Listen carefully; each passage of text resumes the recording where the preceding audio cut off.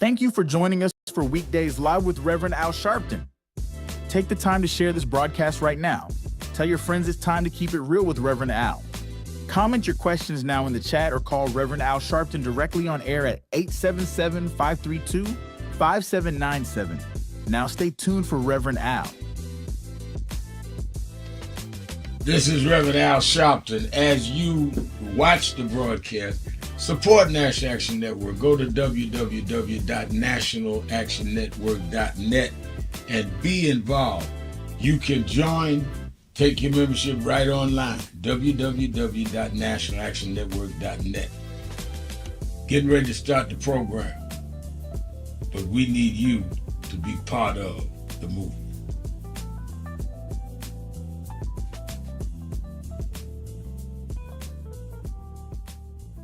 Do you know what time it is? It's Al Sharpton time. It's time to put aside all pretenses, deception, denial, or fronting. The time has come to keep it real on Keeping It Real with Reverend Al Sharpton. You need to keep it real with Reverend Al Sharpton right here on Uber TV. Reverend Al Sharpton, and we're back. 1-877-532-5797. 1-877-532-5797. Let's go back to the phone. Attorney Jennifer Jones Austin is. Every day, Monday through Friday, I do 3 hours a day on Keeping It Real with Reverend Al Sharpton. I do 1 hour on Sunday mornings with Reverend Al Sharpton. And I'm live on radio and TV with the Saturday Action Rally. 7 days a week, I talk to our people, hear from them, to call in. I'm sick and tired of people talking for people that they don't talk to.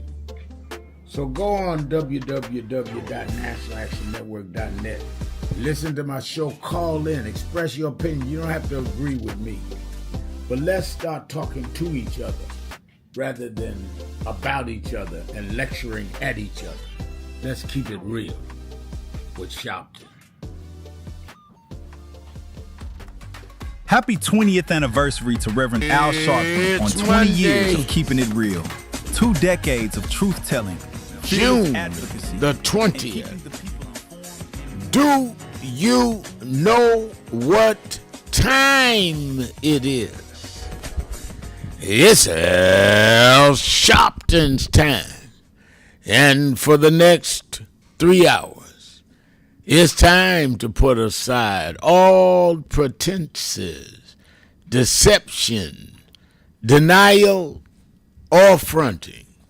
The time has come to keep it real on Keeping It Real with Reverend Al Sharpton. A very good afternoon to you all across the country.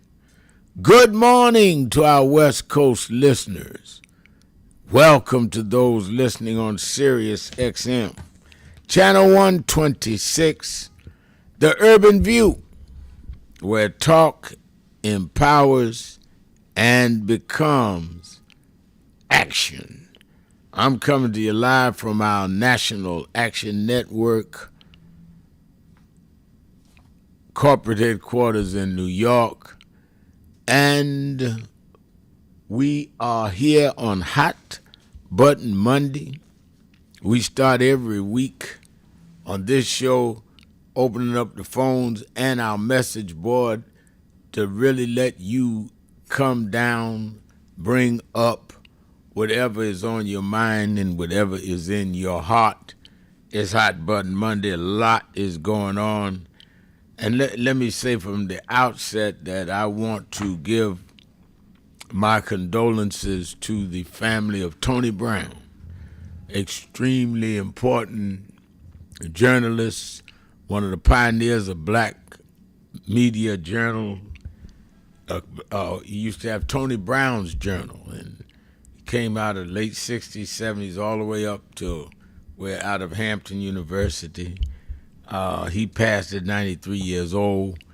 And Mother Khadidra Farrakhan, who passed at 90 years old, First Lady, Queen Mother of the Nation of Islam, and down through the years, whether we all were on the same page ideologically or theologically, we found ways to work together, Million Man March and other things, and I reached out to give my condolences and prayers to the family of Mother Khadija Farrakhan. Lot happening, and I want all of us to really weigh in, because the Supreme Court came back with some decisions this morning that really, really, really, really, really bears attention, deserves our attention. They came back with a decision to uphold late arriving mail ballots. But what was disturbing to me is it came back in a 5-4 ruling. So it rejected the Republican National Committee's challenge and said states may count mail-in ballots that arrive after Election Day as long as they were postmarked or mailed by the Election Day deadline. The Republican Party wanted to say that even if you had sent it in time, if it didn't get in before Election Day, they didn't have to count it. And the Supreme Court said, no, you have to count it. But it was only a 5-4 vote. If Amy Coney Barrett, a conservative, had gone with the other conservatives, they'd have lost that. I mean, can you imagine that they almost made it illegal for if you mail something on Friday and they don't get there by Tuesday, your vote don't count. It could be the post office fault, could be in a number of things, but your vote don't matter. Well, they didn't go with that one. And at the same time, they allowed Felicia Cook, who is the black woman on the Federal Reserve Board, she's a governor, who she's a governor, let me leave it there. And Trump wanted her out. One, because she stands up to him and fights back on some of these interest rates and others. And two, it was another black he wanted to make a symbol of, hang a black woman. Now, let's be real careful about this. They did not end their investigation. They're supposedly starting to investigate her around some mortgage fraud. Same thing they tried to do on the New York State Attorney General Tish James. That didn't go anywhere. So they're saying, well, if she's prosecuted, then they can remove her. Well, with this Justice Department, you don't know what they'll do. So it's not over. It just means it's not over today, that Lisa Cook lives to fight another day.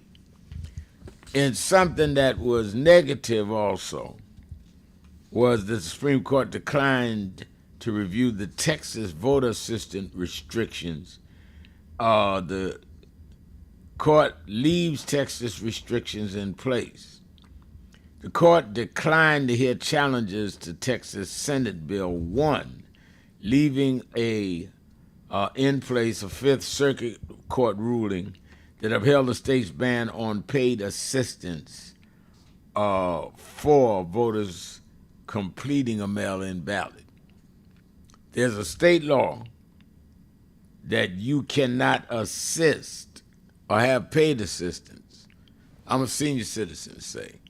I need somebody to help me. I'll hire you to help me with the ballot. No, can't do that in Texas. Supreme Court upheld that and says that states ought to regulate elections. So that's today. Now we'll know probably tomorrow on some of the other decisions because they're getting close to the end of June this week. We're already at the 29th. And their session will be over. Birthright citizenship, which comes out of the Dred Scott decision, We may know tomorrow. So, a lot to talk about. There was reaction all weekend about Democratic Socialists winning in Washington, D.C., and two congressional districts in New York. We talk about that.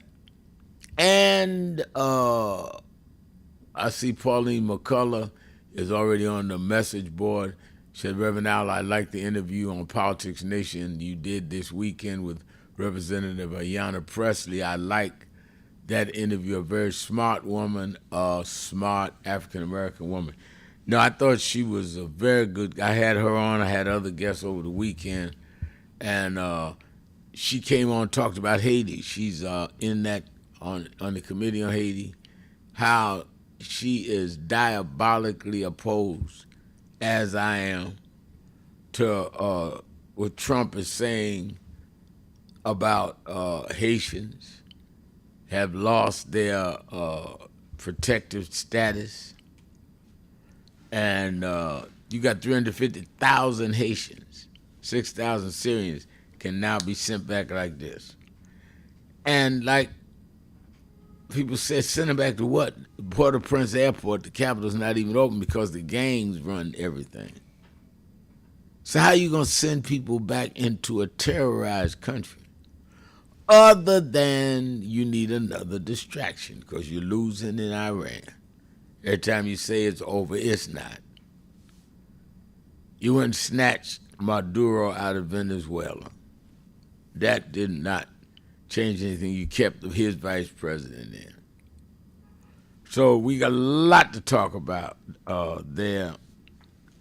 Also, for you North Carolina, the governor of North Carolina and various advocacy groups are condemning the fact the Confederate flag is being featured as in an exhibit at the Great American State Fair. Now, again, how are you going to deal with the Declaration of Independence, but you're going to honor Confederates who led an insurrection against the country? I mean, obviously they're racist and white supremacists, but if that don't matter to you, they were trying to overthrow the Union, the government. So you got that, and then of course the whole racism involved in where the Supreme Court last week removed the temporary protection for Haitians, saying that it is allowing that to be terminated. And as I said, that's a danger to all of us. You that watched the Saturday rally, I told folks right here in Harlem, you walk down the street, you look Haitian to me, they will go by skin color. And even if you prove that they sit up there a week or so to prove who you are not. It's a suspension of any pretense that they're trying to be just and fair.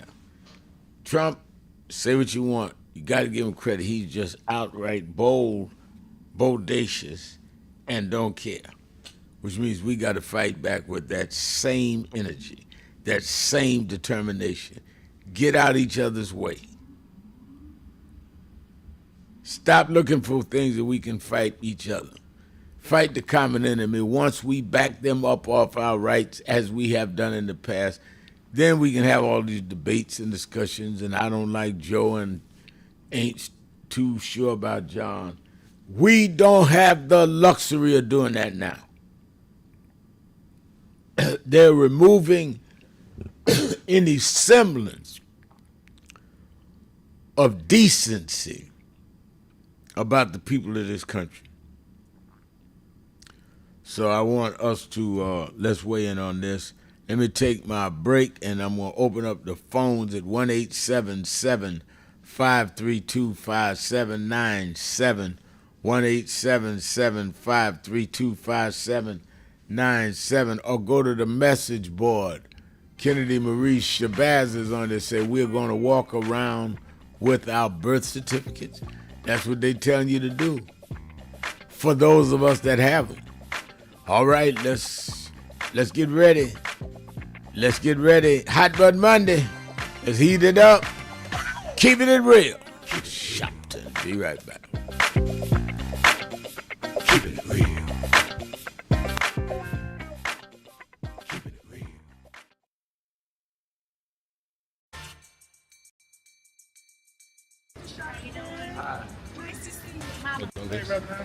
How you doing, sir? All right. It's Claudette Williamson from Atlanta, Georgia. And the last time I saw Reverend Sharpton was in New York City at Sylvia's. And my sister and I pretended that we needed to go to the bathroom so we could go in and see him and say hi from a distance. I'm okay. You look great. My name is Claudette. New York City was Sylvia's. Oh. My sister told our house, can I get a picture? So we can see. Wave at you, and today can I take a picture? Lisa? Yes. Oh, the picture. We're her children. Thank you all. Reverend, it's really great to meet you. Sam, were you in? It's an honor to meet you. Okay, come take a selfie. Thank you. Meet you back there right quick while you more minutes.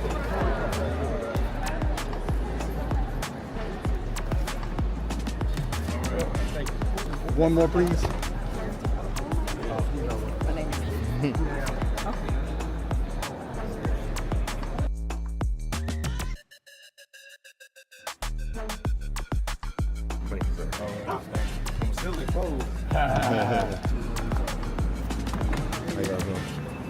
Oh my God! How you doing? Oh, come on, man! I gotta get a phone. All right, appreciate you, man. Have a good one, man.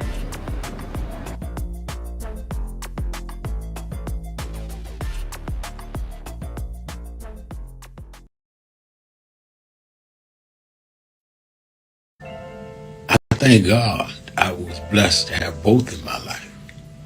Both historic, strong figures. But if I misuse them and listen to not only figures that are not as historic as them, but figures that had nothing to do with the calling and purpose of my life, I would live confused. I'd be double-minded. I'm clear. And what I want you to do is be clear. Clear on who you are and why you are. And a lot of that will be exposed to you and others by who you are around and who you allow to enter your head. Keep people at a distance that only have a distant and unclear vision of who you are and who you are supposed to be. They could be your blood relatives, but they could not be the ones that accompany you toward what you ought to be about. Everybody good to you ain't good for you. Everybody that makes you laugh sometimes end up making you a joke.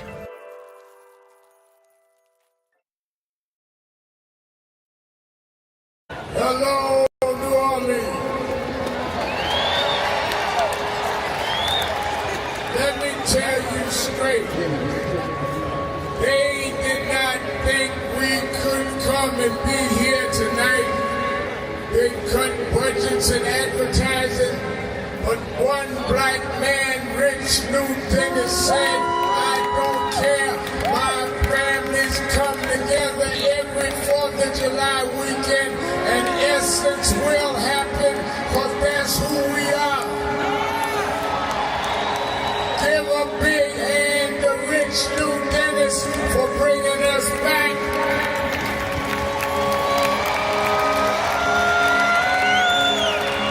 Why do we come?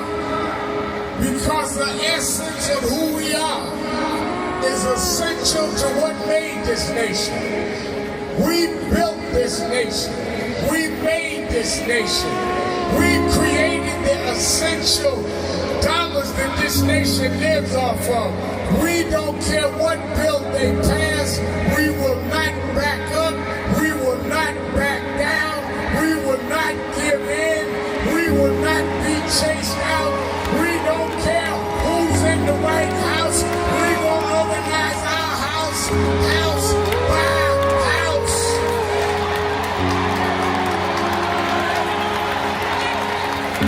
We came over the Middle Passage. We survived slavery.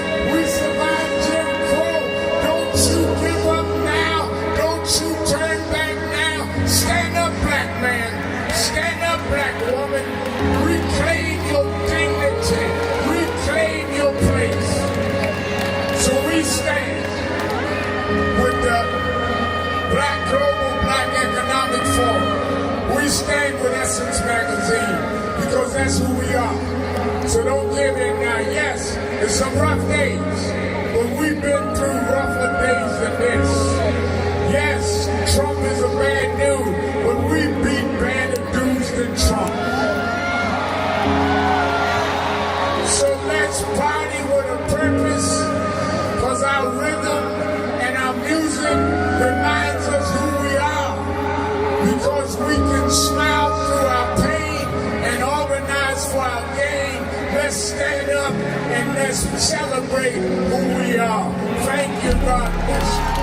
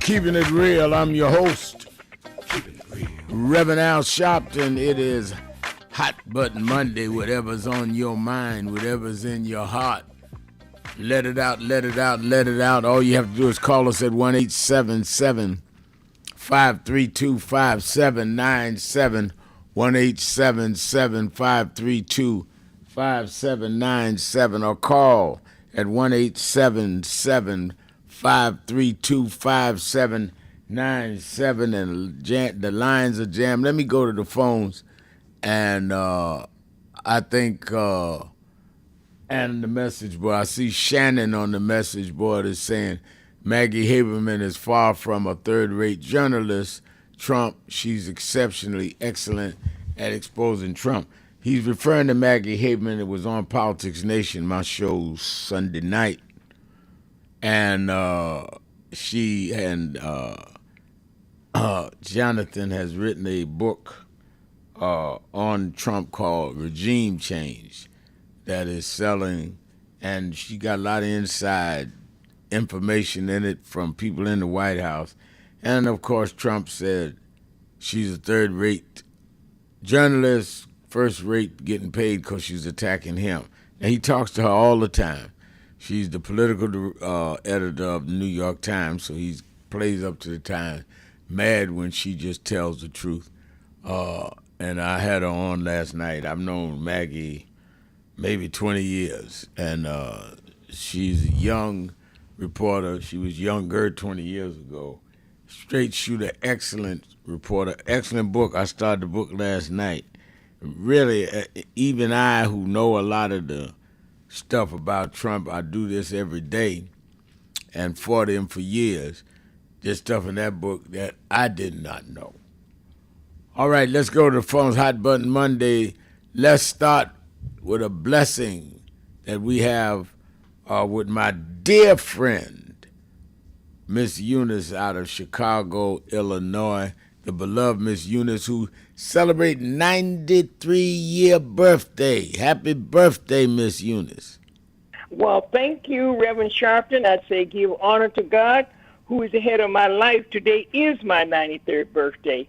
And my family and friends, 103 in all, attended the wedding of my great-granddaughter. We just got back from Ocho Rios in Jamaica. Her husband is of Jamaican descent. It was beautiful. I am the matriarch of the family, and they also treated me with royalty. Wow. And Reverend, I would like for you to give me a little time to reflect, to think of all the demonstrations, picketing, and other things I and others have done to make mankind better. We now have a person who holds the highest office and the most powerful is a liar. Every time he opens his mouth, he has 34 felonies, sexual assaults, no morals at all. And I say he is sick and he needs to be in intensive care. And he tears down everything that has been built up. He never takes the blame for anything. And those who took the oath of office to serve and protect are being loyal to him and enabling him. And to think the Supreme Court is no better, they took it oath also.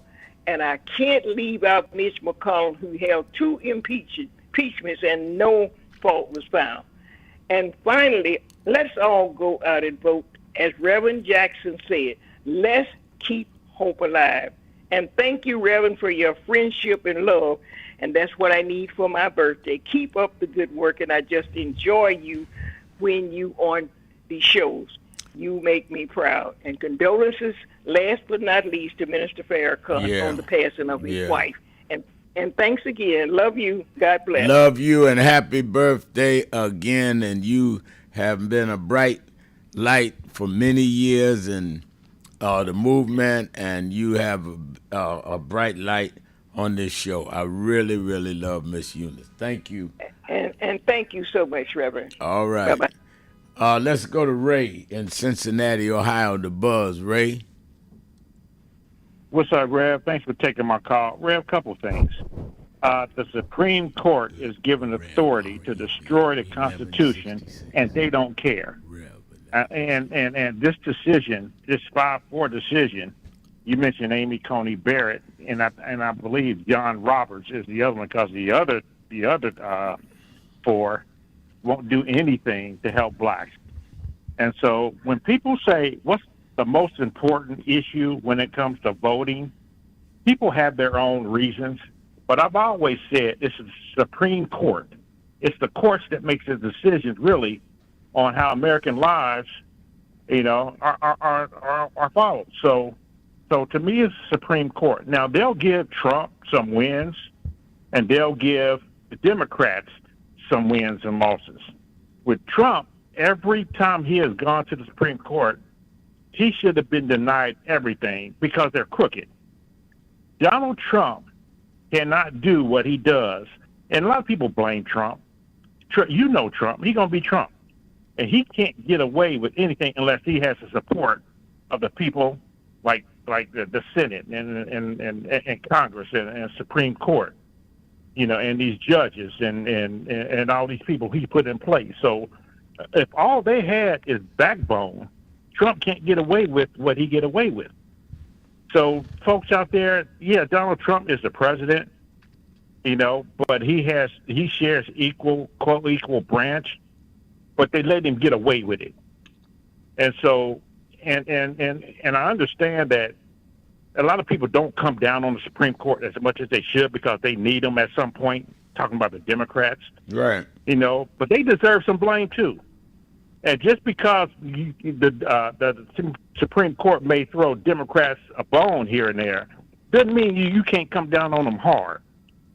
If I had the power to actually protest in front of each one of those 6 Supreme Court's homes, I'd do it. And maybe that's just what they need because they're giving leeway, and they're blaming Trump and Congress and not Supreme Court. That's my take for today, Rev. All right, thank you for your call and for your take, and I think you are correct in your analysis, Brother Ray. Let's take a break. Be right back. Keeping it real.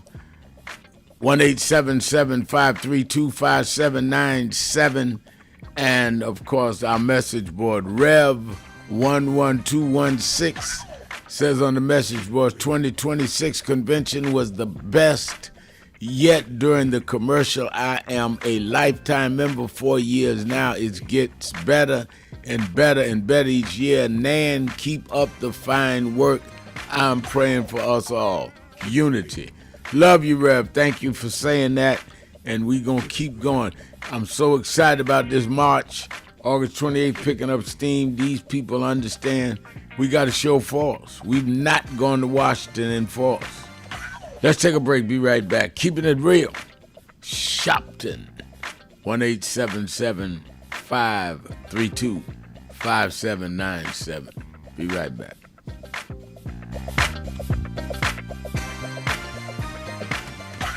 This is an important notice. I want to turn the floor over to you, ladies. Well, thank you, President Dr. Kimber, and to all of you on the board. I wanted to personally make this appeal from National Action Network and Martin Luther King III and Andrea Waters King, that we've been moving around the country organizing to deal with the question of redistricting when they have used the Supreme Court now to redraw lines that will in many ways break up majority black voting districts. It means that they dilute the strength of our community. It will cost probably 19 members of the Congressional Black Caucus. But as important, if not more important, it will not address the needs of those constituents because they don't have a block vote to say we're going to put in somebody that wants to do what is right for us or not. And that does not necessarily all the time mean a black person, but it gives them power. In Memphis, Tennessee, the majority black district congressman supported and reelected several times by the blacks there was a white man named Cohen.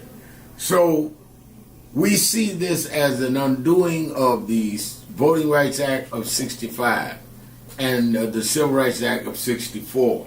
So on August 28th, we've asked people from around the country to join us in Washington, D.C. for a mass march. We've had some marches and rallies in Mississippi, some in Montgomery and Selma, but we need a national march led by the clergy, led by the faith leaders, like it was in the 60s, that will say it is a moral outrage that we would, in a time like this, disenfranchise wholesale black voters by repealing the Section 2 of the Voting Rights Act and by turning the time back.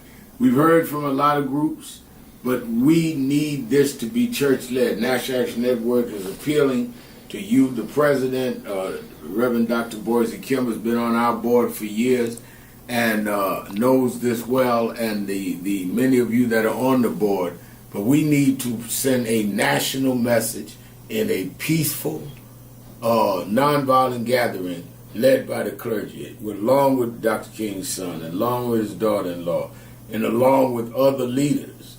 But it's time to dramatize it. We see the No Kings March. We see everybody out there rallying.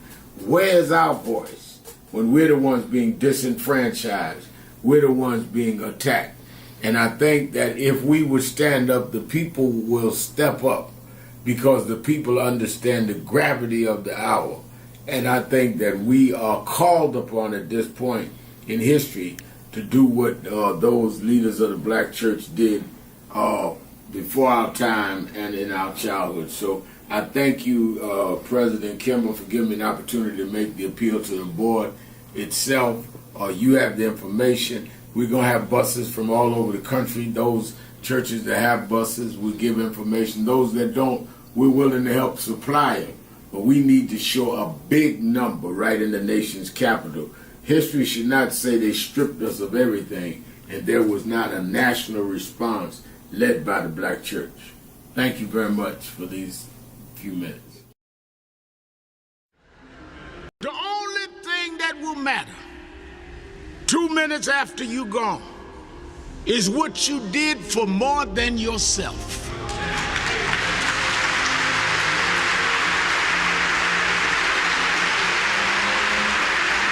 Think about this. Think about if today is your last day. If this is your last service, what can they say about me? And if you're not satisfied with your own answer, you should leave here today working on yourself and building on what you need to build.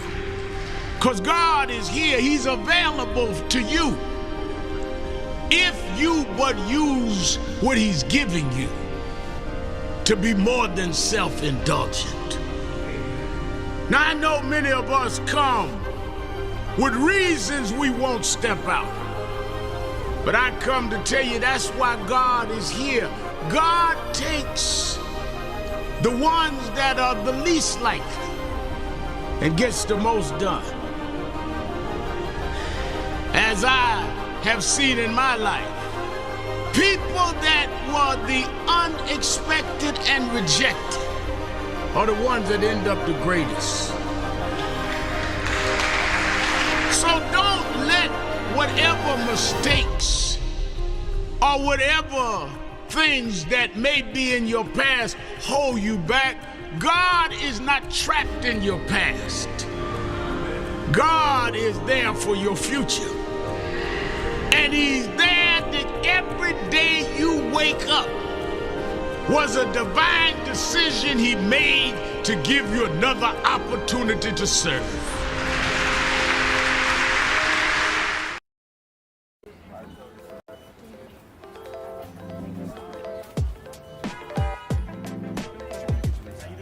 It is such a pleasure to be here with Reverend Sharpton and this entire congregation on Juneteenth weekend to not only celebrate freedom, but recognize the work that is still to be done to ensure that that freedom is within the grasp of each and every New Yorker who has helped to build this city. Thank you for having me, as always. Well, Reverend, it looks bad now. Look at Iran. Look at what's going on in Minnesota. Look on. Yeah, but I was raised by them to realize that after storms if we do the right thing in the storm, if we organize, if we register, if we do what we're supposed to do, there's always a rainbow coming out. The rainbow don't show until the storm is over.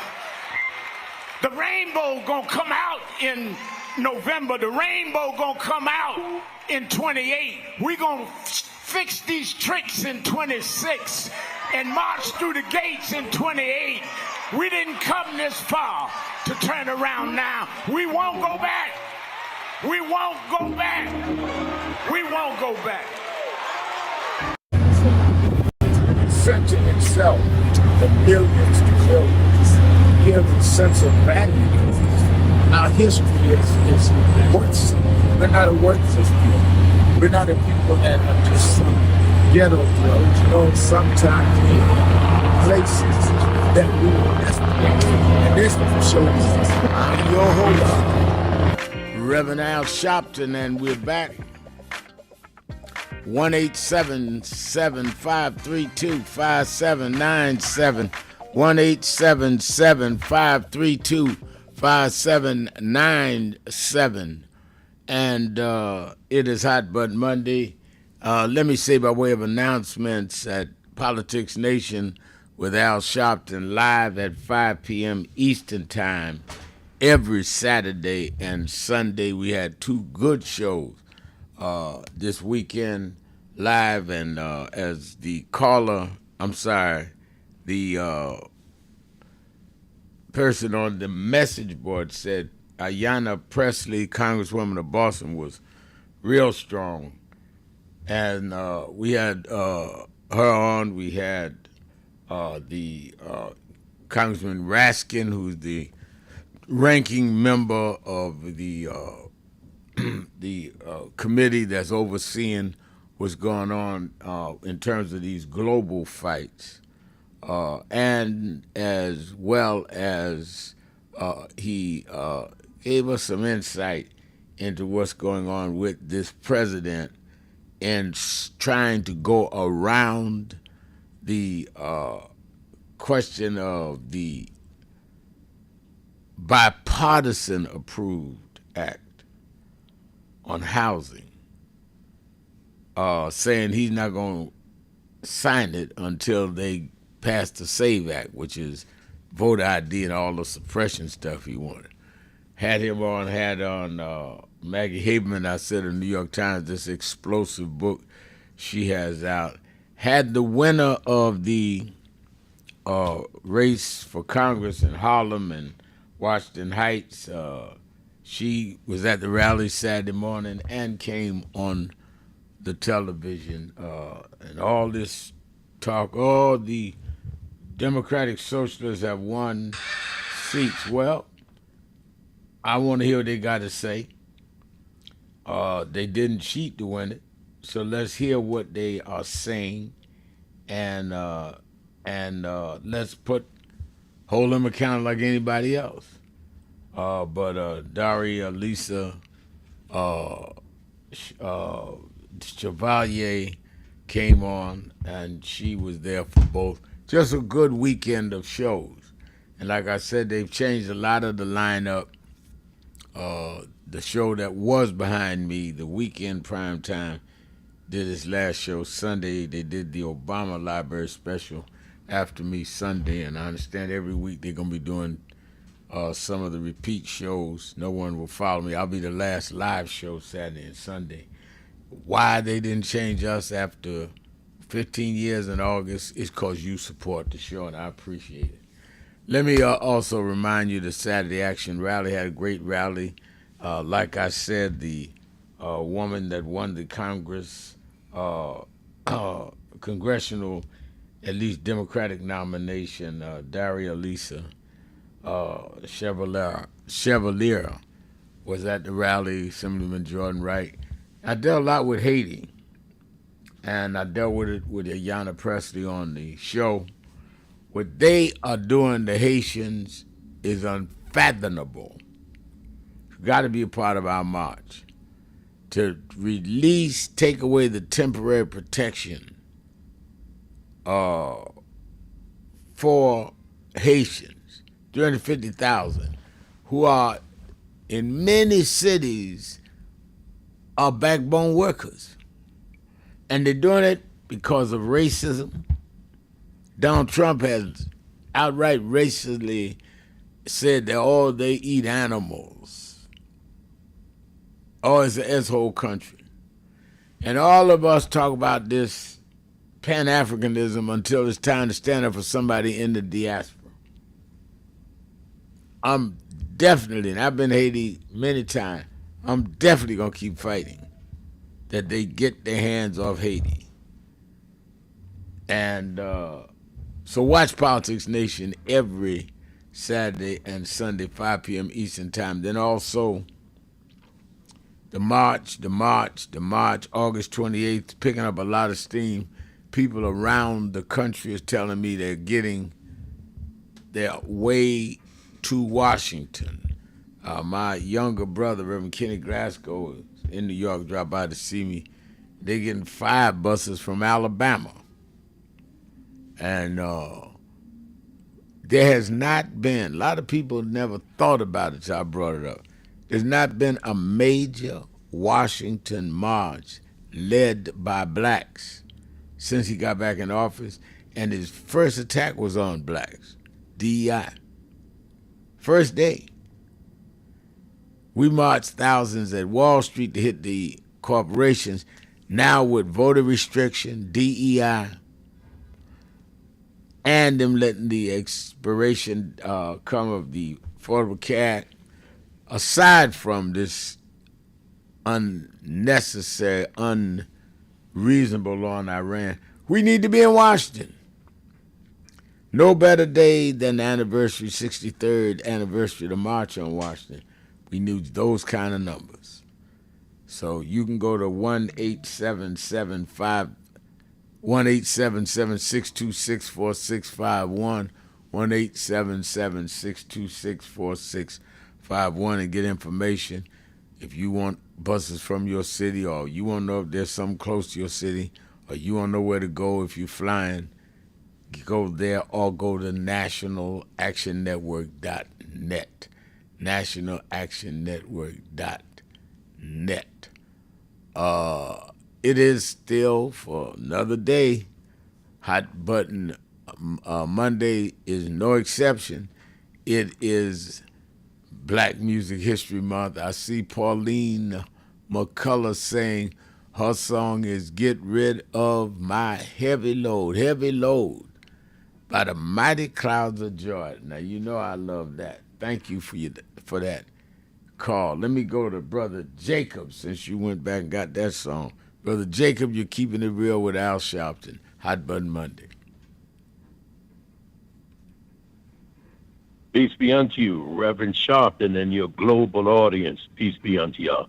You know, I was just listening to Joe Lagon of the Mighty Clouds of Joy this morning.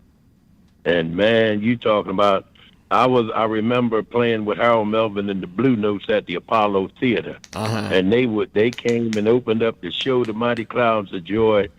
And when they left that stage, brother, it was on fire. When you came behind them, you had to bring it, brother, you know, because again, that, and it's so, that music, that gospel music that gets down right into the marrow of your bones, you know, make you move. But, you know, Hot Button Monday, you know what, Reverend Al, I'm praying that every day between now and November is hot button when it comes to this voting. You just mentioned some of our Afrocentric brothers and sisters who claim that voting don't mean nothing and you ain't got to vote, you ain't in the Constitution and all of that stuff. And I tell them, I say, you know, you always speak that we should respect our ancestors. And we got 400 years of ancestry in this America. Can I name a few names? Octavius Catto here in Philadelphia, shot to death on voting day because he was trying to get black people to vote. Thurgood Marshall, Medgar Evers, Fannie Lou Hamer, Reverend Dr. King. And they say that we haven't made any advances from the civil rights struggle. I say, no, that's a lie.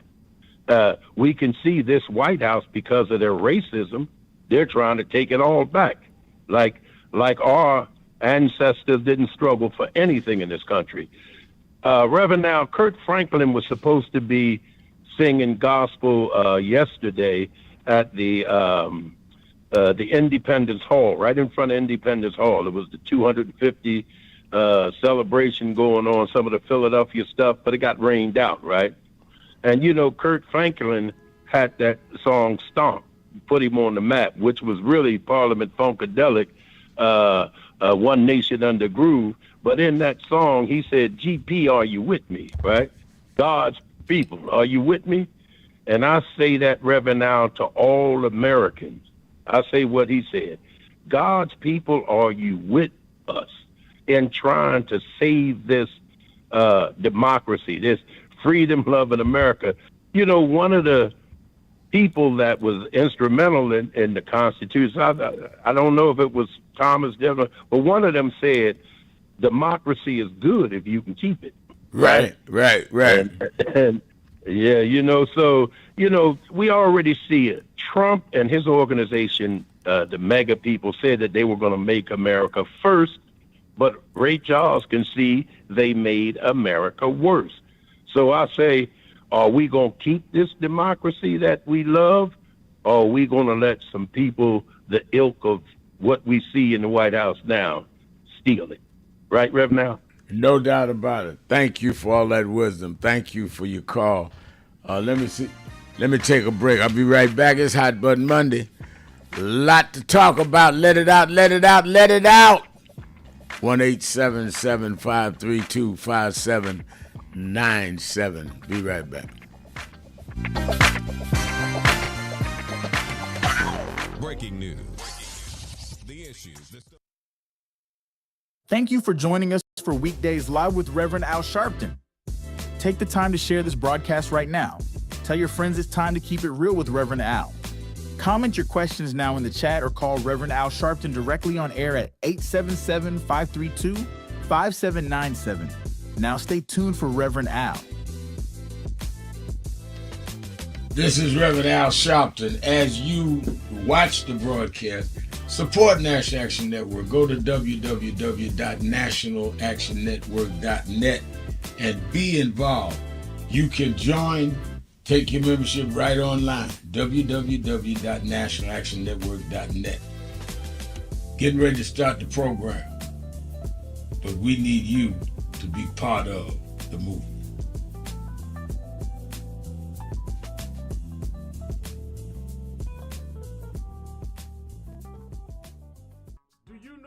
Time it is? It's Al Sharpton time. It's time to put aside all pretenses, deception, denial, or fronting. The time has come to keep it real on Keeping It Real with Reverend Al Sharpton. You need to keep it real with Reverend Al Sharpton right here on Uber TV. Reverend Al Sharpton, and we're back. 1-877-532-5797. 1-877-532-5797. Let's go back to the phone. Attorney Jennifer Jones Austin is. You know, every day, Monday through Friday, I do 3 hours a day on Keeping It Real with Reverend Al Sharpton. I do 1 hour on Sunday mornings with Reverend Al Sharpton. And I'm live on radio and TV with the Saturday Action Rally. 7 days a week, I talk to our people. Hear from them, to call in. I'm sick and tired of people talking for people that they don't talk to. So go on www.nationalactionnetwork.net. Listen to my show, call in, express your opinion. You don't have to agree with me. But let's start talking to each other rather than about each other and lecturing at each other. Let's keep it real with Sharpton. Happy 20th anniversary to Reverend Al Sharpton on 20 years of keeping it real. 2 decades of truth-telling, fearless advocacy, and keeping the people informed and empowered. Thank you for always speaking power to justice and standing firm for what's right. Here's to 20 years of impact and many more to come.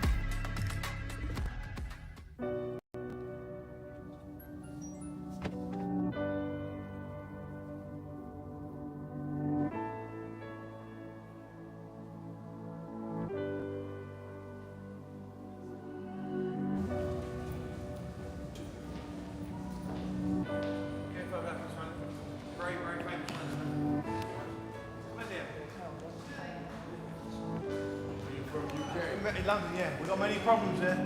We need you over our side. Yeah, you're invited anytime, please. Whenever you want to come. There we go. Dice! What's up, Doc?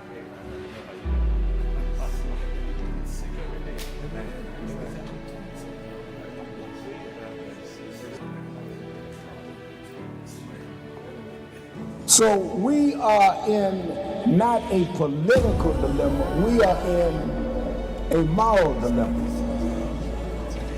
And if the black church does not come with a prophetic voice, then who's going to do it? We can go through all the data, all the statistics, all we're going through in the workshops, but the question is, where is the action going to be? We all believe in Jesus. Jesus didn't teach theology, he healed people. And they learned the nature of the theology based on his healing. We've got to heal this nation. And if we heal this nation, the nation will return to our churches. But we've become silent and compromised. And we try to blame it on, I'm not in this. You are in this. You live it, your members live it. Unemployment now is higher now than it's been since the pandemic. Yet we survive. Yes, sir.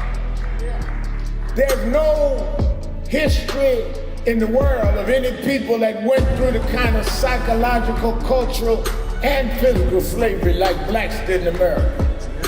The only reason we're still here is because of our faith. We had no external strength. We had an internal strength. And it was the God that we were taught by our mamas and grandmamas that brought us through. And I don't care who's sitting in the White House, we cannot betray the God that brought us through.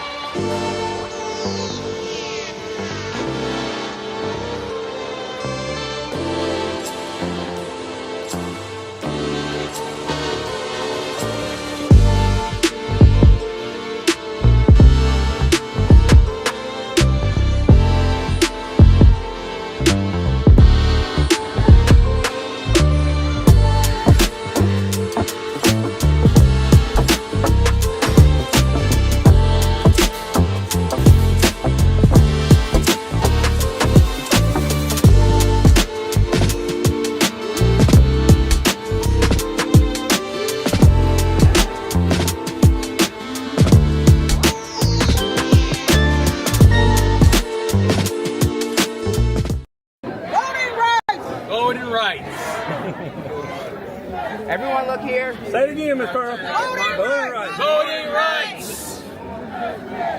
One more time, Miss Pearl. Voting rights. There we go. Voting rights. Voting rights. Voting rights. Voting rights. Voting rights.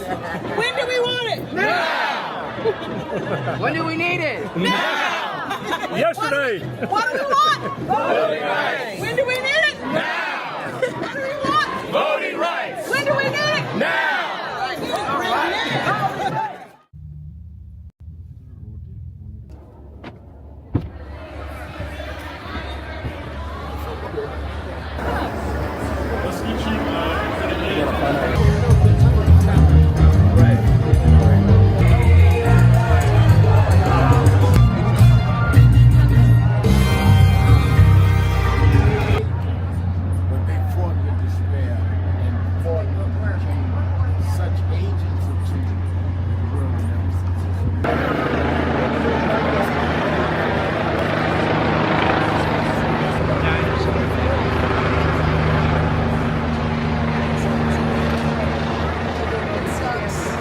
I'm surprised to see you here. Kathy Rose. Yeah, Kathy. How are you?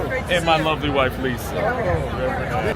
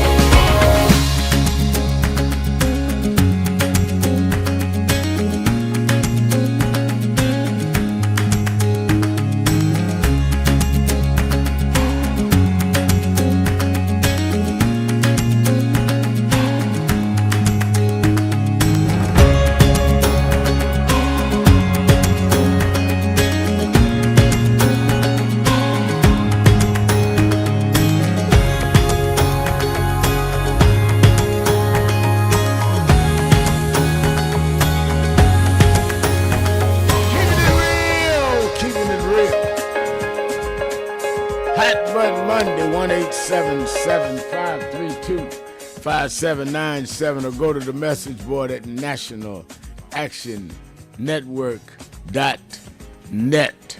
And I see on the message board said, who am I, says, did Obama miss the opportunity to say the voting rights when he was president? No, he didn't miss it.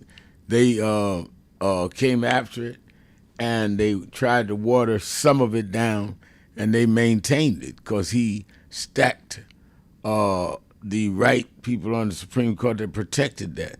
Then when they would not let him replace one, blocked him from filling that seat, that's one of the seats that Donald Trump was able to do. No, can't blame the voting rights stuff on Obama. It was renewed under Obama. It was renewed under former President George Bush. This is the blatant bigotry of Donald Trump. Let's go to Ira in Washington, D.C. Ira, you're keeping it real with Al Sharpton, Hot Button Monday. Hey, good evening, Reverend Sharpton. Thanks for taking my call.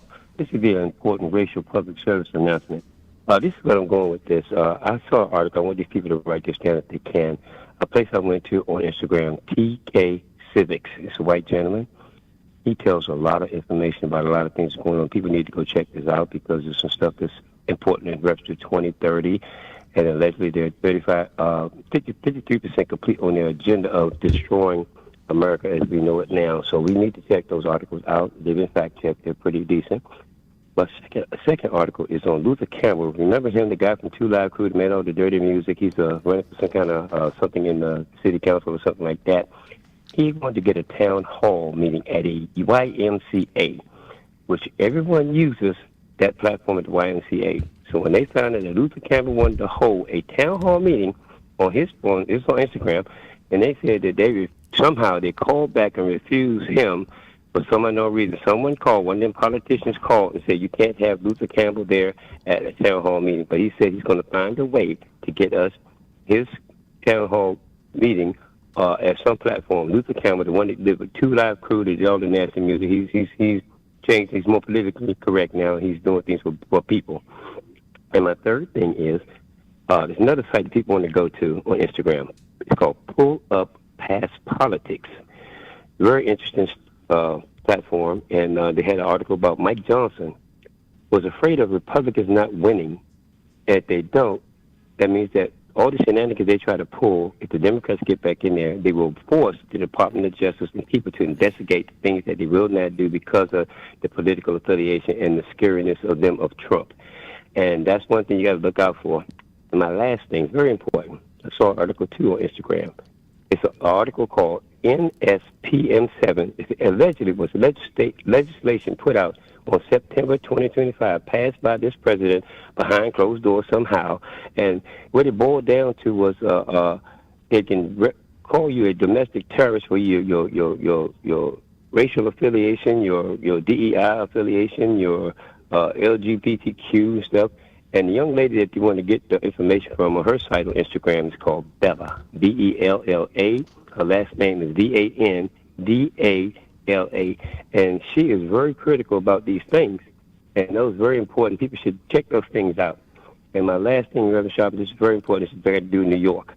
I just found out that they said they had an article about slavery is still legal in America. Right. The 13th Amendment has been accepted, and they said they allegedly have a camp over across from New York City or somewhere there called Delaney Hall. If you're familiar with that, I'm not familiar with that. Oh, I am very familiar. Hall. Okay, well, I just saw the article. They said they're kidnapping citizens from New York or people in general, and they're turning them into, I guess, working slaves or something like that. But that's something people should look into because I did not know that, and I had to, since you're a New Yorker and you know mostly about it, and you said you know about Delaney Hall, I never heard anything. Got Antoine Sweetheart for you. The media has been stifled because of Donald Trump, people buying these radio TV stations to keep us from being informed. That's why we don't know about these murders and lynchings and killings in North Carolina, Mississippi. They never reach the news. But I appreciate you taking my call. All right, thank you for your call, Hot Button Monday. And I'm joined as I am the start of every week by Democratic strategists as well as the founder and CEO of Blueprint Strategies, LLC, Brother Antoine Seawright. How you doing today, Antoine? It's good to be with you, Rev, as always on this Hot Button Monday. The Supreme Court is coming in hot with all these rulings, and they will wrap up their business tomorrow. Lord have mercy. We reviewed some of it, but I'd like your view. Break down the 3 or 4 rulings that they came down with this morning. Well, I think the big one is that the court basically told Donald Trump he was wrong when it comes to counting mail-in ballots, as long as they were postmarked by Election Day. We've been wrestling back and forth about their tinkering with elections, which is dangerous all by itself. That was a huge ruling against all odds, to be honest with you, because I expected something different. So basically, states, which the Constitution assures, to conduct elections will still be able to count ballots that are issued as long as they are postmarked by Election Day. I think that's a huge, huge win for democracy all by itself. One of the other most interesting rulings that came down today is basically that the Supreme Court ruled that police conduct a Fourth Amendment search when they obtain data through a geofence warrant, holding that people have a reasonable expectation of privacy in their cell phone data location. In other words, the court ruled that people's privacy cannot be violated when it comes to warrants and geofencing, so they can't record your call and use those sort of things as business for search warrants. I think those are the 2 big takeaways from the court. Now, tomorrow is probably going to be the most consequential day because of birthright citizenship. I think all eyes around the world will be watching that, and we'll see if this court will tilt right one way or another. But I commend the voting rights advocates, including yourself and the other civil rights organizations and other organizations with the case where states continue to have their rights when it comes to mail-in voting and those ballots being counted if they're postmarked on Election Day.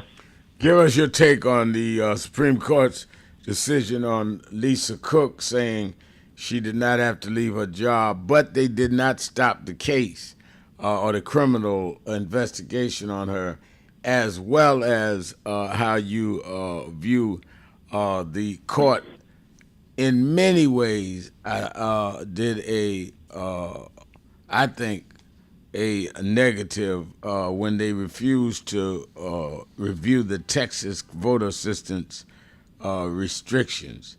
I did a conference call this morning with about 200 leaders in Texas. Our National Action Network board member, Commissioner Rodney Jones, Sorry, Rodney Jones is the mayor. I'm sorry, Rodney Ellis, and hosted it along with Senator Royce West. So we're gearing up in Texas. A lot of them will be at the march August 28th. But give us a breakdown, your analysis of the Supreme Court decisions other than the headline that you gave us. Well, I think it holds that the Federal Reserve's longstanding independence from the presidential control is rooted in the nation's history and tradition. And I think that's what that ruling simply says. And then, as said in that movie, The Color Purple, all our life we've had to fight. And I think that's been the story of black Americans, particularly black women, in some of these high-profile spaces and cases by which this president, in both his terms in the White House, has been extra intentional about targeting black women in key roles, particularly those who may not go along to get along with him. So I'm thankful for those who fought the fight to help Lisa Cook get to where she is and for this ruling to continue. Now, it doesn't mean that all of her quote-unquote troubles that Donald Trump wants to bring on her go away, because the court case did not stop, but at least his ability to fire her was preserved, and I think that's a big deal, Reb. Another interesting ruling that came down on the court today was this Colorado, where the court essentially blocked Colorado from having ballot initiatives on the ballot this election cycle. Yeah. It's kind of ironic that they did that, but yet they ruled differently in Virginia. Of course, we all see Louisiana versus Callis and some of these other cases they ruled, but the Supreme Court unanimously blocked 3 ballot initiatives aimed at redrawing the state's congressional maps, holding the proposals violated Colorado's constitutional single-subject amendment. But yet, in Alabama and in Louisiana and in Tennessee, those things did not apply. And so I think they picked same Supreme Court that kept intact with what they ruled yesterday are the ones that went at and let Alabama, as you said, I think they did. Alabama, I know they maintained, and Texas. It's really. And they threw out a whole election in Louisiana. Yeah, in Louisiana, that's what I'm going. And allowed them to redraw the district seat there of Cleo Fields, so that you're only down to one black majority congressional district in a state that's 33% black. Many of us, I'm on my way to later this week to the Essence Music Festival to speak, and been there every year. I missed one since they started in the early 90s. And I'm going to deal with it. You know, I don't go to Essence to just enjoy the show. I do that too. There's nothing wrong with enjoying yourself. But we need to enlighten, we need to organize, and I'm going to be in Louisiana, and I'm going to do a workshop with the only black congressman now, since they're taking down Cleo. He and I is going to do a set together in at the Essence Music Festival. All right, let's take a break. Be right back. Shopton. See right. Hot Button Monday. 1-877-532-5797. We'll be right back. Hey, Rev. Yeah. What day is your workshop in New Orleans?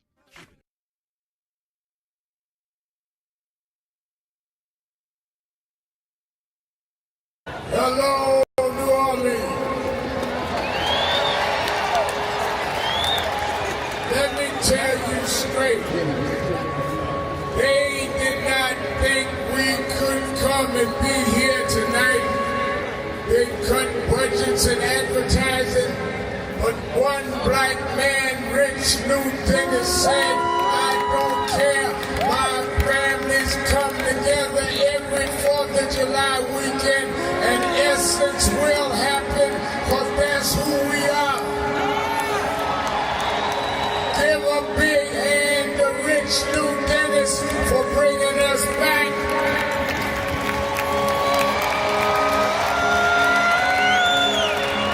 Why do we come?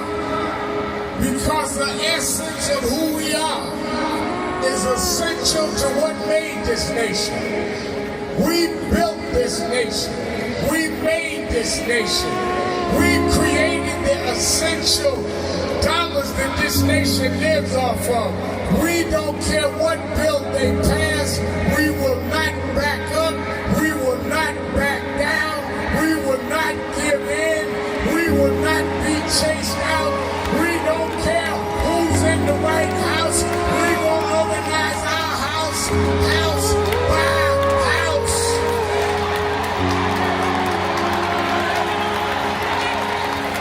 We came over the Middle Passage. We survived slavery. We survived Jim Crow. Don't you give up now. Don't you turn back now. Stand up, black man. Stand up, black woman. Reclaim your dignity. Reclaim your place.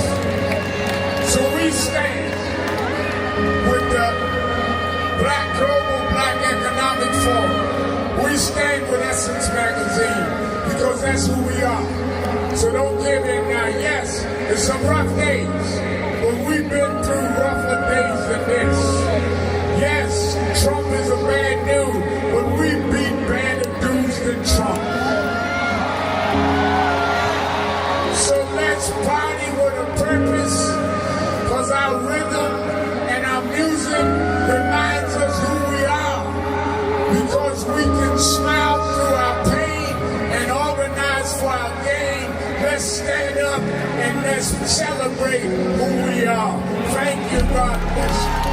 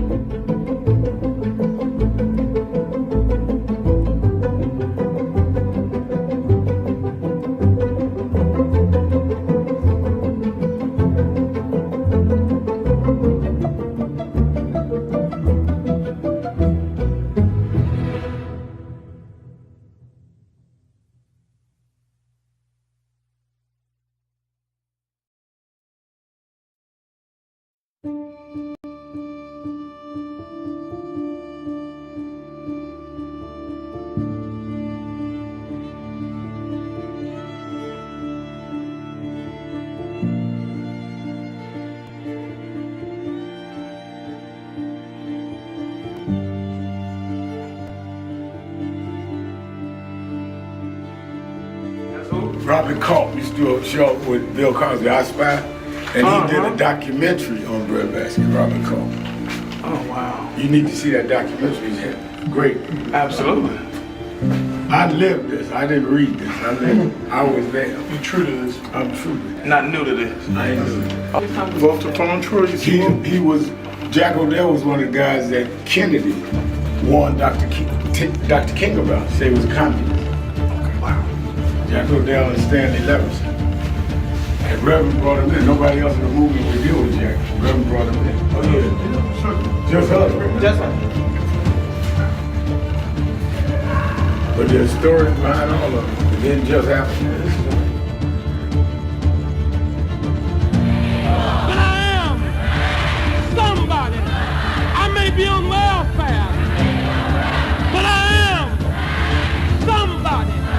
I may be in jail, but I am somebody. I may be an educator, but I am somebody. Beautiful, proud. I must be respected. I must be protected. I am somebody. Come today. I see the Reverend Jesse Jackson is here. Yes. Lord, we thank you for the Reverend Jesse Jackson. Yes. I see the Honorable Maxine Waters is here. Yes. We thank for Maxine Waters. You see the Reverend Al Sharpton is here. Yes. We thank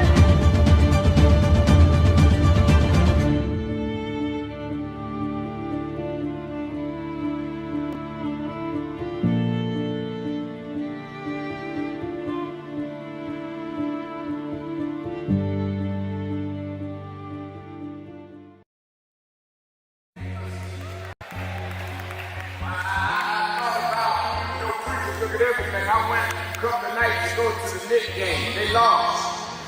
Last night I said I'm not even going down there. I'm going to go to bed. I got to fly to Hampton on to Chicago. And by halftime I said, man, they ain't gonna win this game. They down 29 points.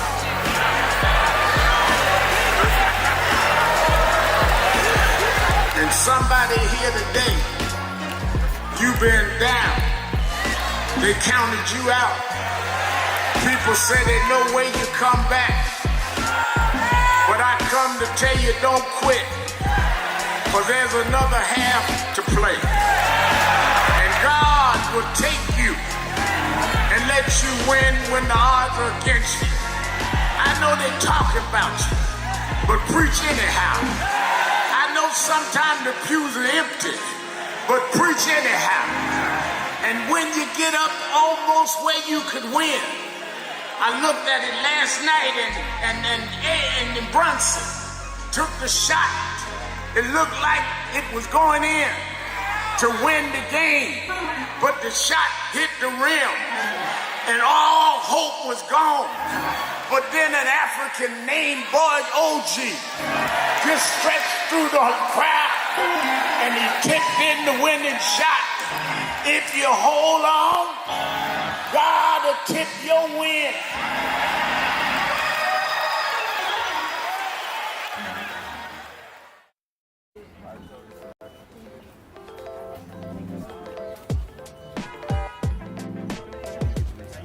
It is such a pleasure to be here with Reverend Sharpton and this entire congregation on Juneteenth weekend. Keeping it real, keeping it real. I'm your host. Still to be done to ensure that freedom. Reverend Al Sharpton, our co-host, is of course every Monday. Antoine Seawright. Antoine's been a lot of attention over the last several days about how Democratic Socialist Association or Democratic Socialist Alliance has won some primaries in Washington, D.C. They won the mayor's race. Well, you might as well say that with the winning the nomination. And in New York, 2 congressional seats was won by DSA. And won by another progressive. And they're saying, does this send a message to the Democratic Party and if it does, what does it send? And by way, I've said it earlier, but by way of being open, the Democratic winner in Harlem, Daralisa Chevalier, came to the rally Saturday, National Action Network's Saturday rally, as she had come the week before with Mayor Mandani. I've not endorsed her or her opponent, but she took out the Congressman Espiat, who'd been there almost 10 years. And so I've talked to the DSA and the Democratic Party. My only contention, two things that I'd want your reaction. One is that I've said to everybody that I don't care if you call yourself progressive or not, you've got to support Hakeem Jeffries for Speaker, or you're going to have to face the wrath of a lot of us, including and especially me. And secondly, this whole analysis that black political power was reduced in New York with these elections is bogus. Daralisa defeated, she's a Dominican black, who defeated a Dominican in SPI. The race on the west side of Manhattan, where Michael Lasher, Jewish, beat Alex Borres and President Kennedy's grandson, all white. And the race in Brooklyn, Queens, where Brad Lander, Jewish, beat sitting Congressman Dan Goldman, Jewish. There were no blacks defeated in Tuesday's election. So they use any opportunity to distort facts. You still have you have three black three black district attorneys in three boroughs. You have the Speaker of the New York State Assembly black. You have the Majority Leader of the New York State Senate black. You have the State Attorney General Tish James black. So you have the incoming Speaker of the House of Representatives, present Majority Leader of the United States Congress black, Hakeem Jeffries. You have the Ranking Member of Foreign Affairs, Greg Meeks. So how's that reduced? And I think it's important we clear all this up in the air because people get the wrong idea and therefore get despondent when they ought to get determined.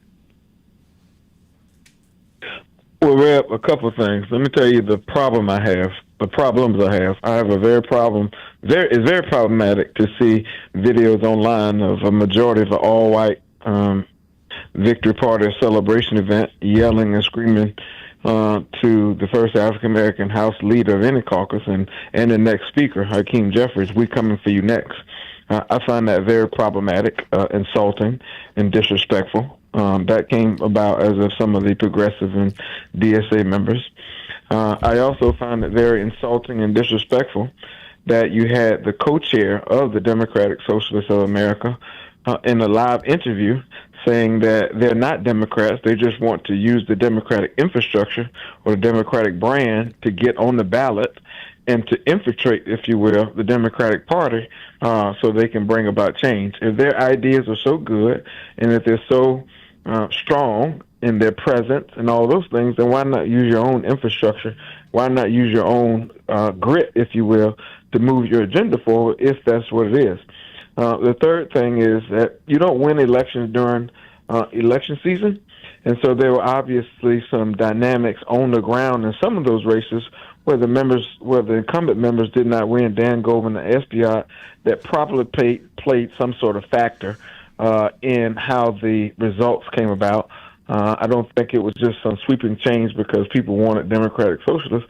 I do think that sometimes, and we saw this with AOC and Joe Crowley, people sometimes take certain spaces for granted, and they underestimate the power of change in a wave year, and so the results kind of played themselves out.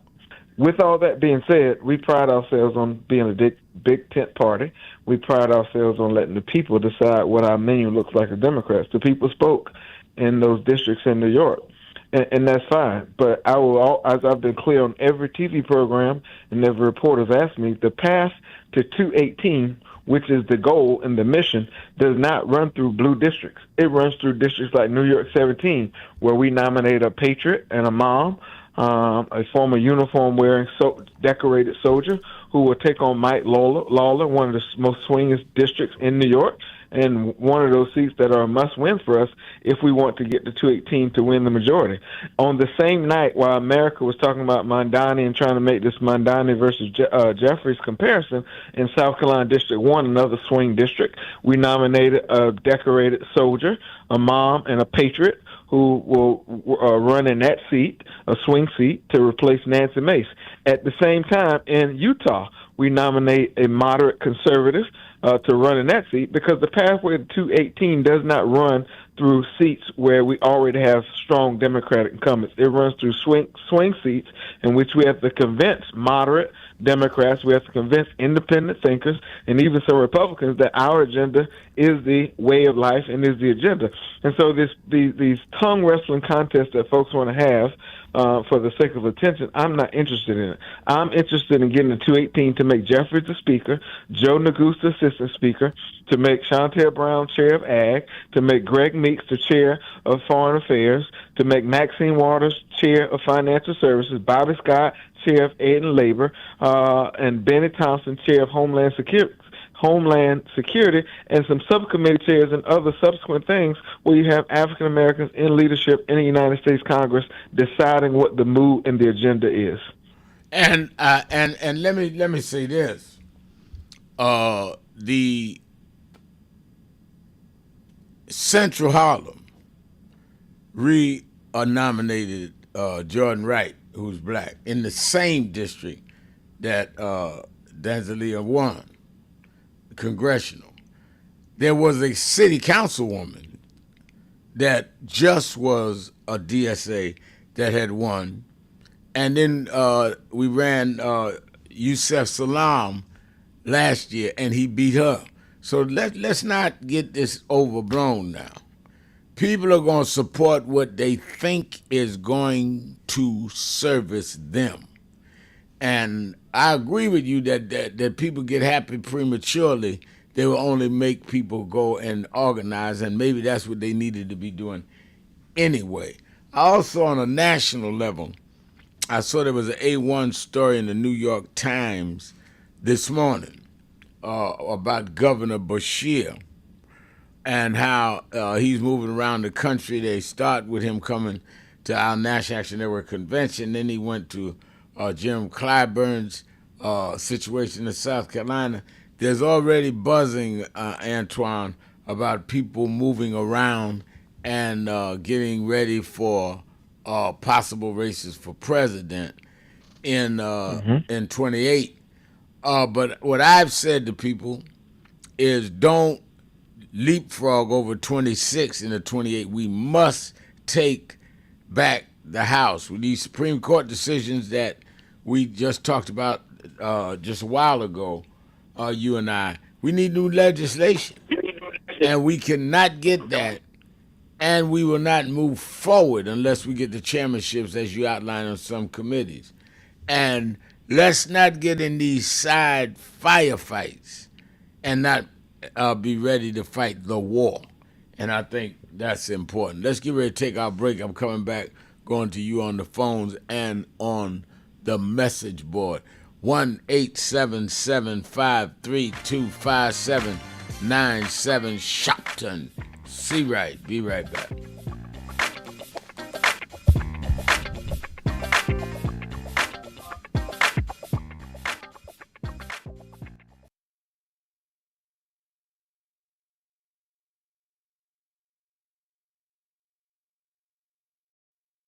But Reverend, it looks bad now. Look at Iran. Look at what's going on in Minnesota. Look on.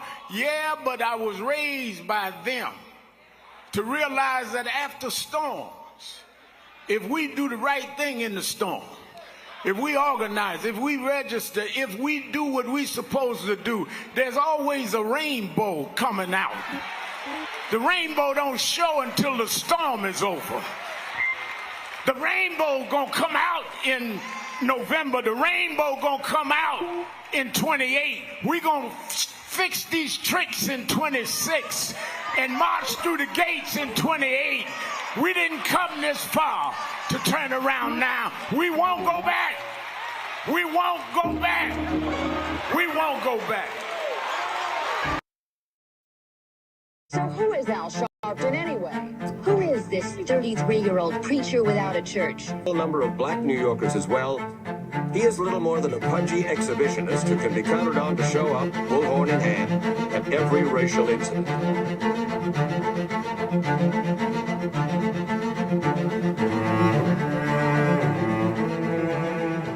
I often quote Mark Twain saying, "The two most important moments in life is the moment you are born and the moment you find out why you were born."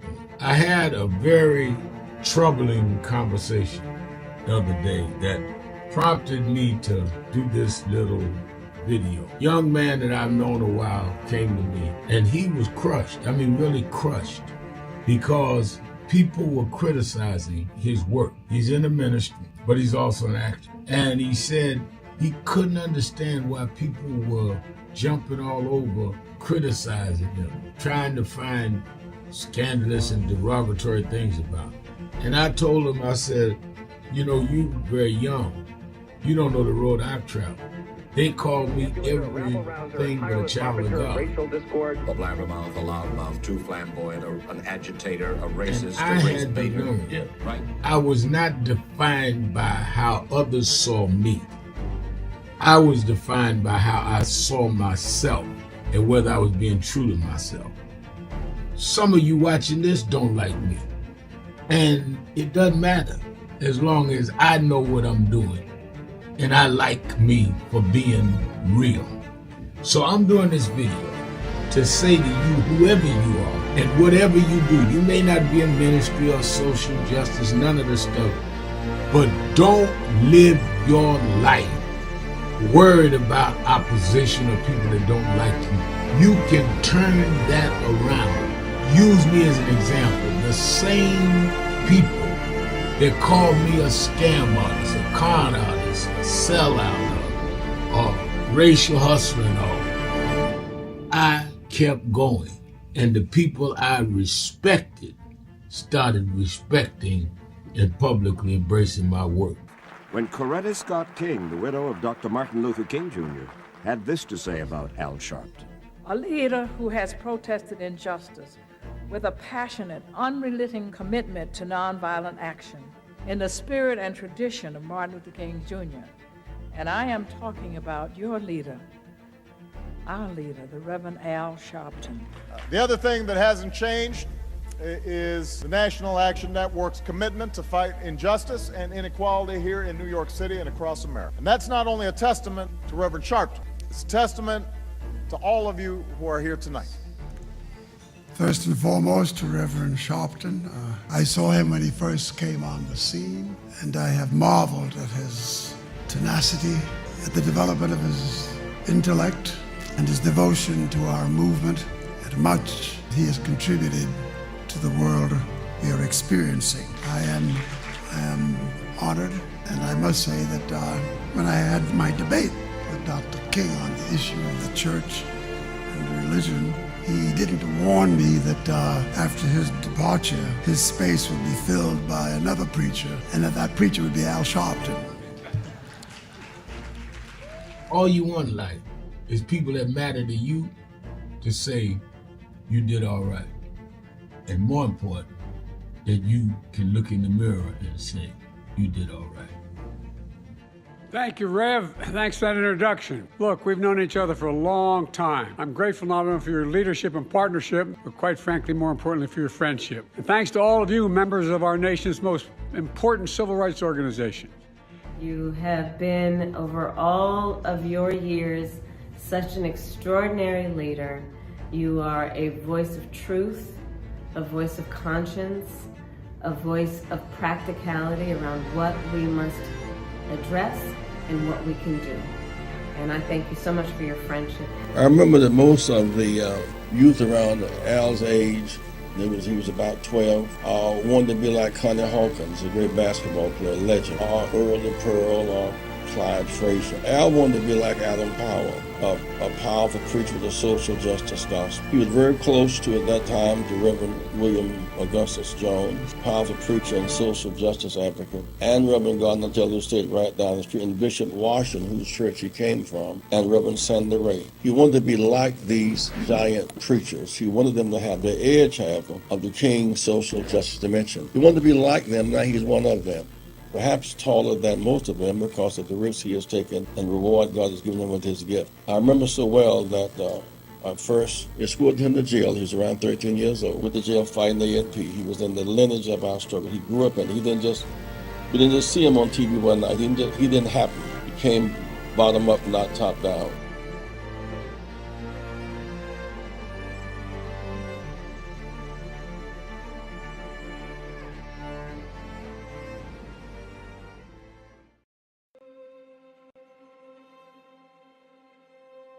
In 1929, a child was born who would one day awaken the conscience of a nation. Dr. Martin Luther King Jr. did not inherit a world ready for justice. He inherited a world resistant to it. Yet through faith and fearless leadership, he transformed struggle into strength and vision into movement. Yes, we're on the move and no wave of racism can stop us. Yes, sir.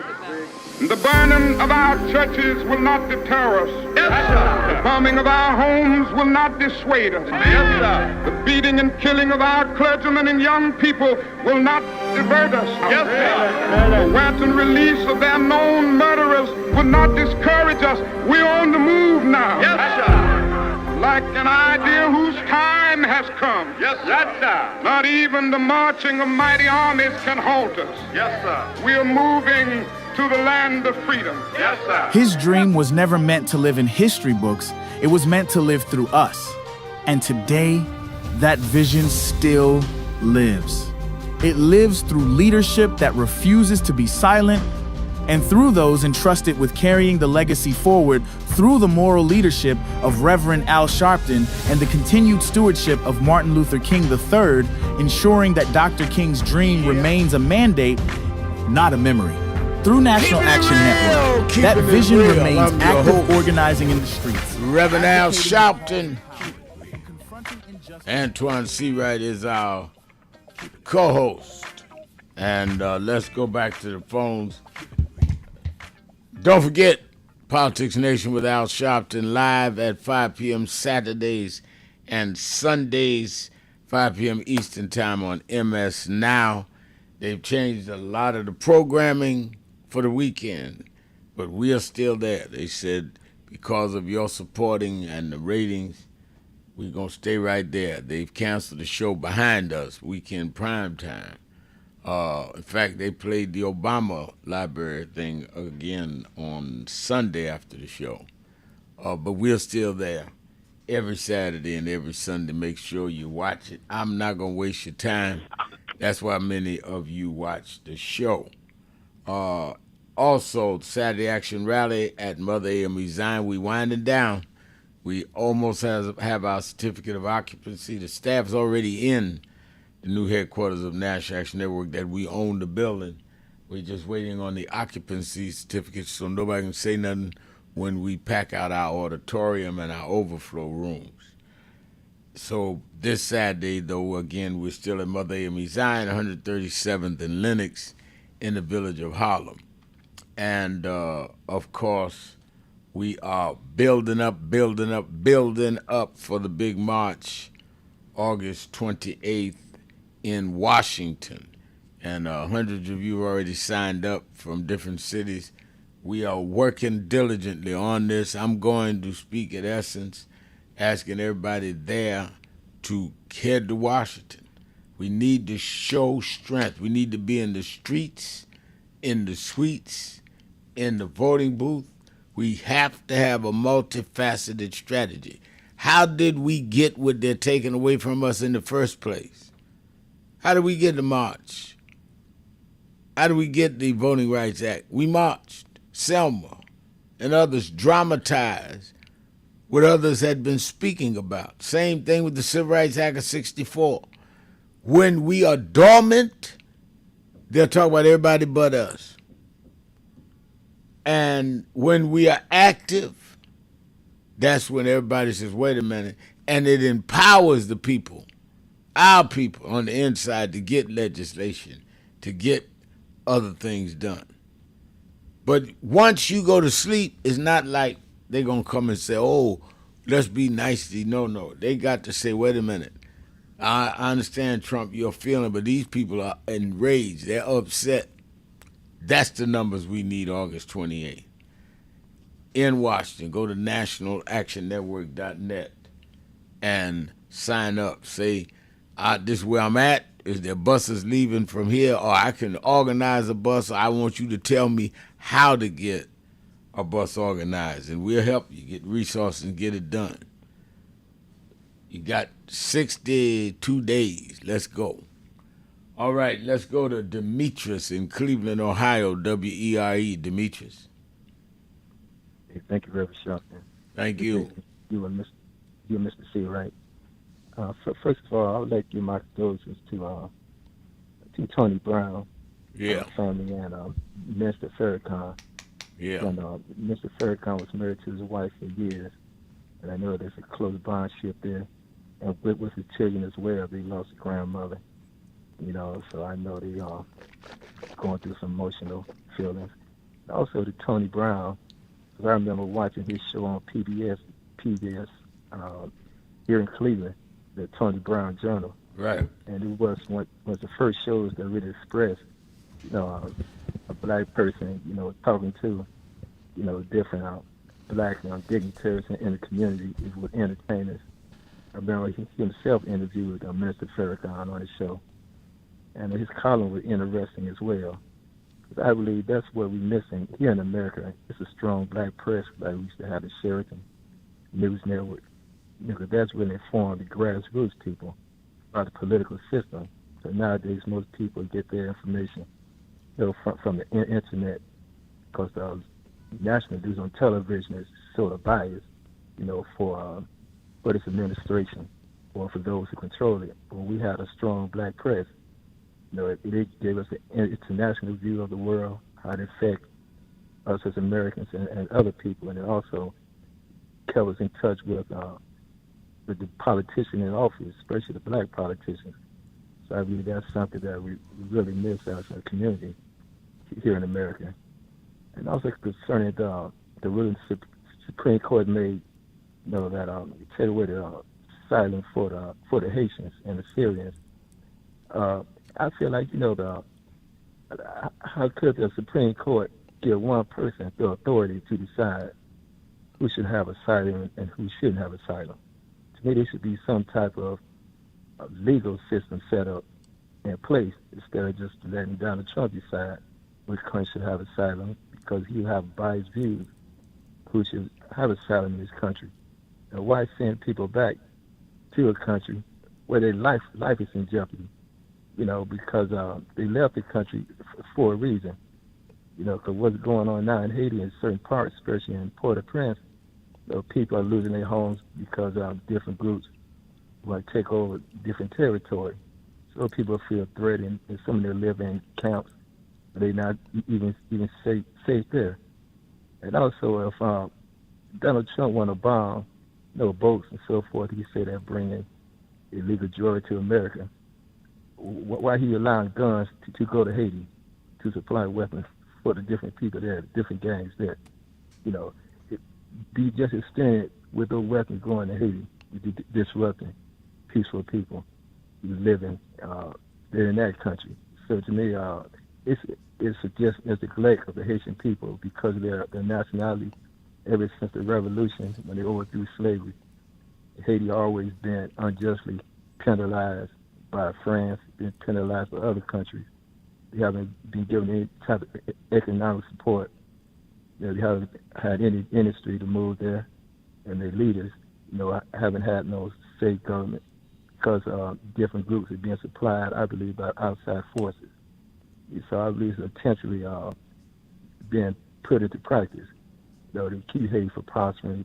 Because before the revolution, Haiti was one of the most prosperous countries in Caribbean, I think it was the most populous colony for France. So the potential is there. But the search of the revolution, in no other country not giving up any type of economic treaties, any type of policy, any type of business initiative to help build the economy so people can't go to work, so they won't just run in the streets, thinking they can make money, with the gangs and so forth. I think that's criminal. And it's also important, that people realize that.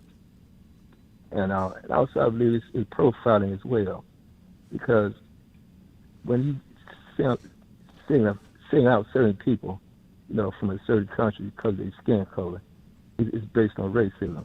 Now the Syrians, how are they going to distinguish the Syrians, whether they are Americans or not? Well, how are they going to distinguish Haitians from South Carolinians? I mean, they're going to be snatching up everybody. This is a very dangerous ruling, as I said from day one, as I said when it came down. I agree with you there. I also think that we've got to, as my late great friend Michael Jackson said, look at the man in the mirror. All of you, under the sound of my voice, that did not vote, you helped empower Donald Trump to stack the Supreme Court to do all that they doing. It was Trump adding these 3 conservative Supreme Court justices with the 2 they already had to make it a 5-4 court conservative. You did that. Ain't no use in wringing your hands talking about what we gonna do. You should have done what you were supposed to do. Now we got to fight to undo the mess you helped us with. And if anybody in your house, or on your block, or in your bingo team place, or whatever it is you do, didn't vote, tell them they caused the erosion of all that we gained. And that's why we got to work double time to come back. Go ahead, Demetrius. Yeah, I agree with you because of the Supreme Court justice, the decisions made with DEI and with education. A number of people are going to lose their jobs. They won't get the opportunity to move up in corporations. They won't get opportunity to go to college because of the Supreme Court decisions that backed Donald Trump policy. If Donald Trump was in office, he would never appointed those Supreme Court justices. So these trickle down to the American people, those who didn't participate. Well, does anyone think for a minute Kamala Harris would have put these people on the court? Or close down all these federal jobs? I mean, talk to me like you got good sense. It's better and more mature for people to say, yeah, I blew it. Now let's correct it. Because you can't justify it. And like I said when I gave my statement at Reverend Jackson's funeral, I don't blame Trump, I blame us. Because we had the votes and the ability. We just didn't turn out. And a bunch of black men talking about I can't see voting for a woman. A woman brought you in this world. I tell you what, anybody listening that got in this world without coming through the womb of a woman, call me. I'll put you on first right after the break. Call me now. You ain't got no use for women. If you was born without a woman, I want you to call 1-877-532-5797. You at the top of the queue. You gonna talk next. We'll be right back.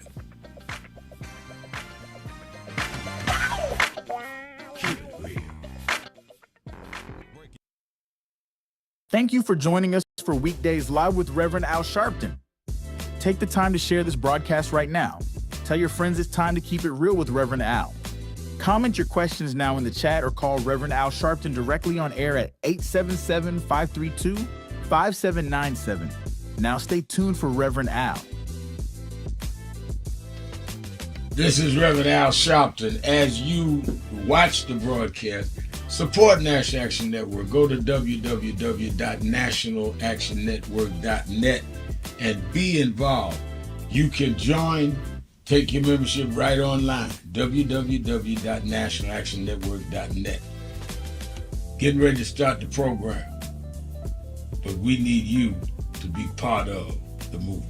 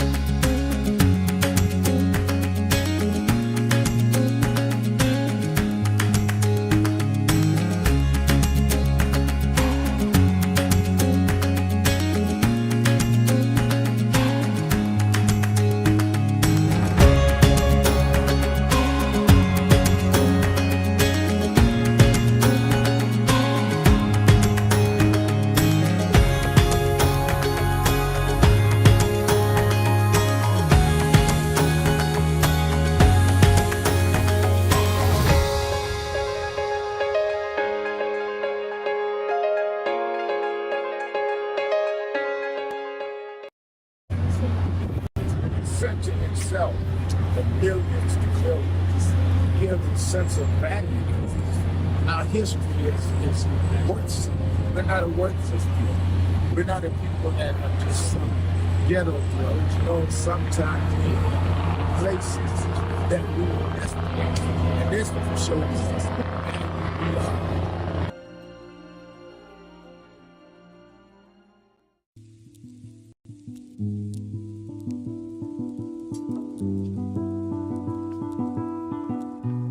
I had a thought this morning that I want to share with you about mentorship. I am able to do a lot of what I do because I had great mentors, but there are correct ways and incorrect ways to mentor people, in my opinion. I was mentored as a boy preacher by Bishop F.D. Washington, one of the great Pentecostal preachers of his time. Then Reverend William Jones, who became my pastor after Bishop Washington died, who was unquestionably in the top 5 black church ministers, theologians. Reverend Jesse Jackson, who I started my activism under his leadership, he and Reverend Jones. And I learned politics directly as a youth director from Shirley Chisholm. So even though I didn't finish college, I had the most unique education in the world from being exposed to giants. But the one thing I learned is as I grew older and people started coming younger than me and wanted me to teach and mentor them, the magic of the mentors I had is they did not want me to be their clone. They wanted me to learn things from them and use my own gifts and talent in my own unique way and let me do things on my own, because they knew that if I flopped in some things, it would teach me for the other things. They'll come and help me once I was down, but they were not going to have me avoid being down. And they were not going to impose themselves on me. Why am I saying that? Because too many mentors want clones. And too many mentees want their mentors to put them on a pedestal. Oh, so-and-so didn't do this for me. Oh, so-and-so didn't open doors for me. If they gotta open doors for you, it may mean that they knew you weren't ready to go through those doors. Their job is to prepare you. Your job is to develop your own skills, your own unique ways. And I don't care if it's my daughters, who both have come into their home, or anyone else. I'm not a talent agent. I did not form National Action Network to give people their step up. I formed it to fight for justice for everybody. If talented people get in, it's my job to invest and give them a platform. It's their job to get on the platform and perform and show their ability. Sitting with me today in the office as I talk about is one of my mentees, Reverend Stephen Marshall. Now, Stephen, you just came around us when you were how old? 11 years old. 11 years old. You just turned 40 and now you're called to the ministry? Yes, sir. And what do you do in National Action Network? I formulate policies, lead in various regions, but most importantly, I senior advisor to you on all things from social justice strategies, politics, intergovernmental affairs, you name it, community organizing, all of that stuff. And I could go through scores of others. My daughters started Huddle. They got Huddles now, which is for young people to meet once a week all over the country. I just saw the video from the Las Vegas National Action Network chapter. Now, when you decided to preach, did I ever tell you to become a preacher? Not one time. Who called you to preach? The Lord. All right. And did I say go to this school or that school? No, sir. Did I open this door, that door? Did I tell you be ready when the doors open? Always be ready and prepared. And that's what I'm saying. Get you some young people than you that you can help along the way. But don't be their talent agent. Their talent must speak for themselves. And anybody that grumbles with you about so-and-so didn't do something for them, maybe it's because they didn't feel you were ready or that they felt if they did it, you wouldn't do it on your own. But we all don't live forever. I want the next generation to speak of me, of National Action Network, and others. The way I speak of Reverend Jones and Bishop Washington and Shirley Chisholm and Reverend Jackson. But I just don't want young people to feel that somebody ought to give them the reins of leadership or give them the reins of business or whatever it is you're in. You need to learn from their journey, get the pearls of wisdom from them, but don't have them do for you, because then it means you can't do it for yourself.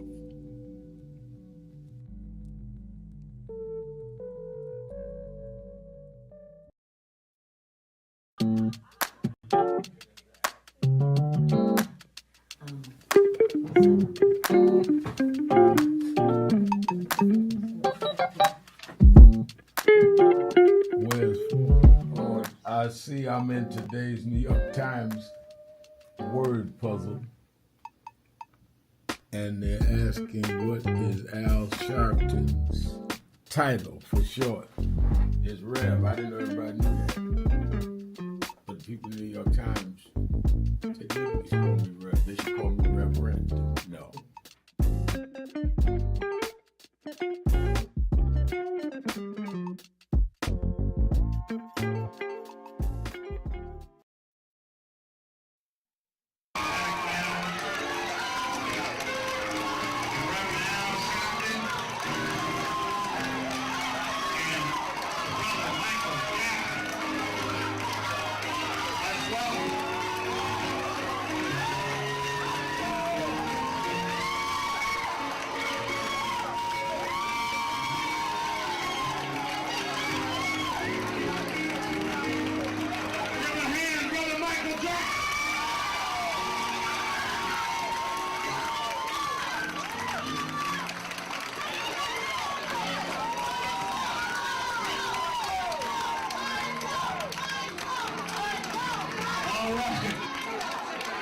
We need some room. All right, hold on. Michael Jackson is the highest. I'm your host, Reverend Al Sharpton, Hot Button Monday and Black Music History Month. The one and only Antoine Seawright is our co-host. Go ahead, Demetrius. I'll let you finish. Got a lot of calls. Okay, yeah, I just want to say this one thing. All right, Colin called in earlier and said, some people should carry their birth certificates. But I think it's outrageous, especially for African Americans. We've been here ever since this country been established. We fought in every war. We worked free in this country under slavery. We shouldn't have to be carrying any type of birth certificate. Our rights here in this country we contribute to education through our blood and sweat in the wars, and through our families, and through us assisting other people in this country. So we shouldn't have to carry any type of birth certificate. We should be respected as citizens of this country. Yeah. Period. So they have no idea, they have no right to believe that we know citizens of this country. We have more citizenship than any other group. Matter of fact, we contribute more to this country than any other group. So we should never feel like that we should accept, inferiority and have to carry a birth certificate. And when it comes to people who want to vote for a female, they have to choose the options. They'd rather vote for someone who's outright racist and not ashamed of it, or they rather, don't vote for a female. They have to weigh their options. Because like I said, they live with their mothers, they work on jobs with female supervisors, they deal with them there. They have no problem. So they rather have a racist in office. They're going to deny them their rights. They treat them second-class citizens. So they rather have their self-esteem that low and not be accepted as human beings. And to me, that's just a disgrace to them and to their children coming after them. That they saying their children should accept the same mentality, not being treated as equal human beings. And that's just a disgrace to the great self-respect, in my opinion. Okay. Thank you, Reverend Sharpton. All right, thank you for your call. Let me go to the message board. Who am I? Says I don't support the argument that blacks didn't come out for Harris. If you look at the polls, blacks overwhelmingly voted for Harris in every black constituency. If every black in America votes Democrat without the white liberal vote, our black votes alone can't elect anyone. Well, if every black in America had voted for Harris and she got the same white vote, she'd won. It was a small percentage of black men that could have enhanced that, and more white liberal voters. And yes, we can win with that. That's how we elected and reelected Barack Obama. The numbers are there. Antoine, you know the breakdown. Blacks overwhelmingly voted for Harris, but there was a percentage that didn't. Well, Rev, I disagree with that caller poster, because you look at the state of Georgia, a state that Joe Biden won in 2020. Right. There were over a million some eligible black voters who did not participate, and we only lost the state by, I think it was like 400-something thousand votes. You look at the swing state of North Carolina, there were over 700,000 eligible black voters to participate, and we lost the state by 200-something thousand votes, if my math does not fail me. And so I disagree with that. Keep in mind, the presidency, by and large, is won within 7 states. In those 7 states, had we maximized African-American turnout, we would be having a different conversation about the issues we're facing and who's in charge right now on America's 250th birthday. So I disagree with that. Now, with that being said, I also think that, yes, white voters have an obligation and opportunity to vote in their best interest in the same way as brown voters. But to say that black voters would not have made a difference in the 2024 election, I think that is a misrepresentation of the fact. Right. I mean, and you got to deal with, we can have different opinions, can't have different facts. The numbers are the numbers are the numbers are.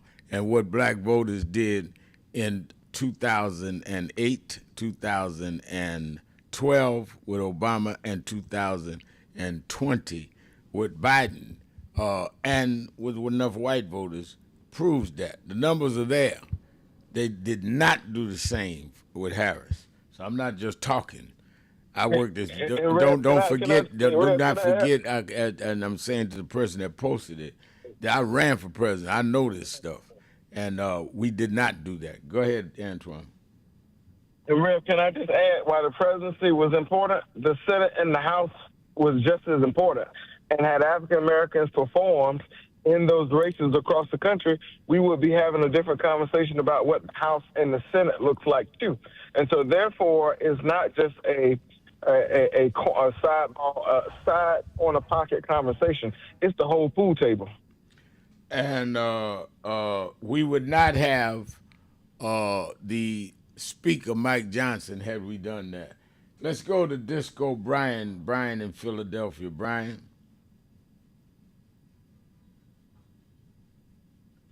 Hey, Rev, Antoine. I want to back Antoine up, if I can. White hipsters in Brooklyn chanting, "You're next," raising their arms in unison at Hakeem Jeffries is straight out of 1933 Germany.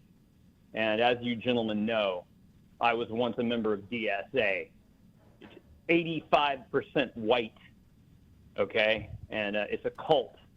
I learned that when I asked why they were so disrespectful of Jewish and black leadership in the Democratic Party.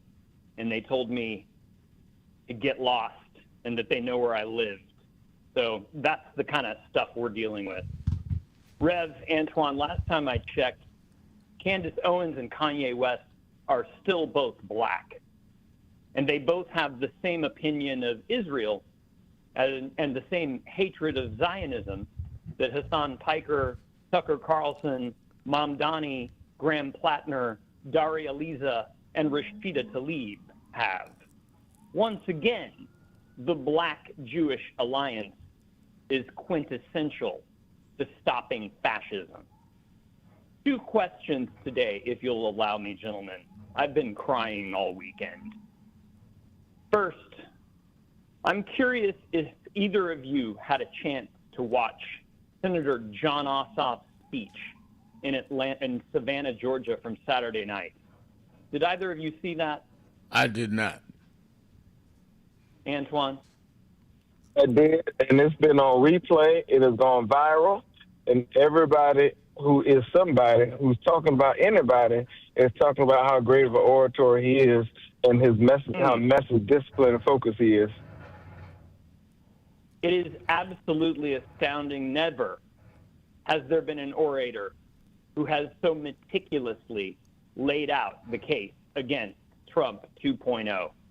Second, since we're being told by all the major media outlets and so-called pro-democracy podcasts that the Democratic Party is now being remade in the image of Mamdani and his friend Hassan Piker, I found what might be a better, more constructive way to test that claim. When ranked by margin of victory, the Democratic mayoral victories last year in America's 25 major cities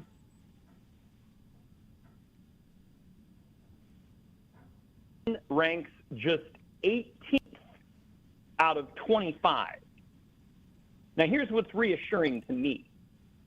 Black Democratic mayors like Andre Dickens in Atlanta, Mary Sheffield in Detroit, Justin Bibb in Cleveland, and Vi Lyles in Charlotte all won substantially larger mandates than Mamdani, as did Michelle Wu in Boston, Corey O'Connor in Pittsburgh, Aftab Puraval in Cincinnati, and Sean Ryan let me say this. Yes, sir. I think I've opened with this. The whole thing of black power in New York State has been reduced is bogus. I outlined that. We hold all these offices. No black lost on Tuesday. So I think that they're trying to project something, and if we feed into it and argue against it, it only makes it seem like it's true. We didn't win and lose anything in terms of black political power Tuesday. Dominican replaced the Dominican. The 2 Jewish guys ran against each other in the West Side and in Brooklyn with Goldman in there. So the whole thing of disempowering blacks is not true. Now, what we must do is hold those that did win accountable in terms of Hakeem and in terms of what our community needs. All of this back and forward of us being concerned about what they say and who they hang out, I don't care about that. Because if you exercise your power, you tell them this is what we gonna do, this is what you gonna do. We didn't oppose you, but we can. And let's not forget, when they talk about blacks haven't had power since Dave Dinkins, that's not true. We elected Eric Adams. He just got in trouble and made a deal. We just had a black mayor. Otherwise, Mandani would not have been in. So let's not lose our mind. Take a break. Be right back. Keep it real. Shopton. See right. Be right back. Keeping it real.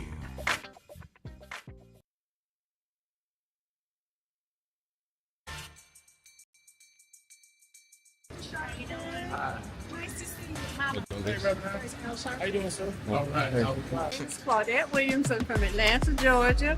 And the last time I saw Reverend Sharpton was in New York City at Sylvia's. And my sister and I pretended that we needed to go to the bathroom so we could go in and see him and say hi from a distance. I'm okay. You look great. My name's Claudette. New York City was Sylvia's. Oh. My sister told us, can I get a picture? So we can see. Wave at you. And today I can I take a picture with you? Lisa? Yes. Oh, the picture. We're her children. Thank you all. Reverend, it's really great to meet you. And were you in?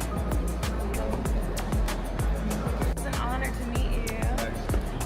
Okay, come take a seat. Thank you. Meet you back there right quick while you momentum.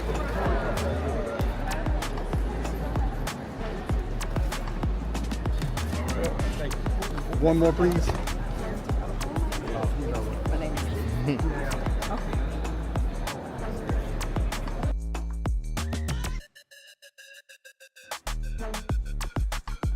you, sir. I'm still exposed. How y'all doing? Oh my God. How you doing? Oh, come on, man. I gotta get a photo. All right. Appreciate you, man. Have a good one, man.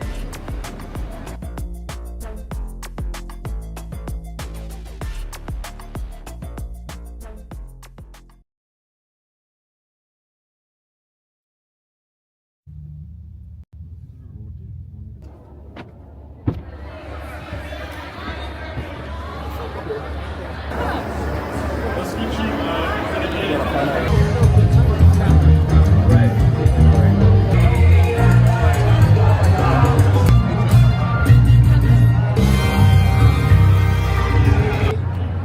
But they fought the despair and fought and became such agents of change that the world will never see.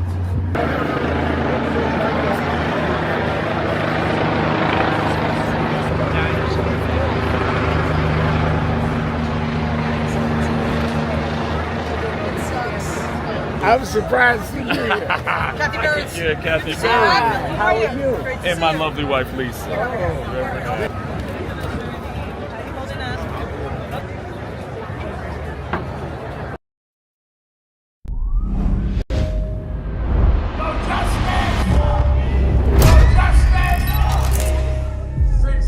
Years ago today, Martin marched in Washington. 62 years later, the dream is not dead.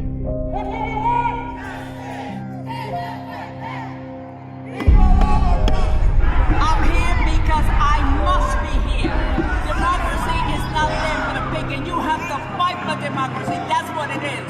What Trump will erase, we will replace. Is the dreamers in many cases have reversed and tried to turn it into a nightmare. We come to Wall Street rather than Washington this year to let them know you can try to turn back the clock, but you can't turn back time. We gonna keep the dream alive on Wall Street.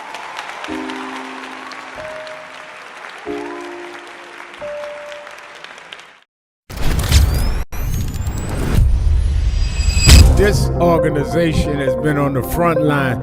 People ask me, why do families call us? Because we never leave them.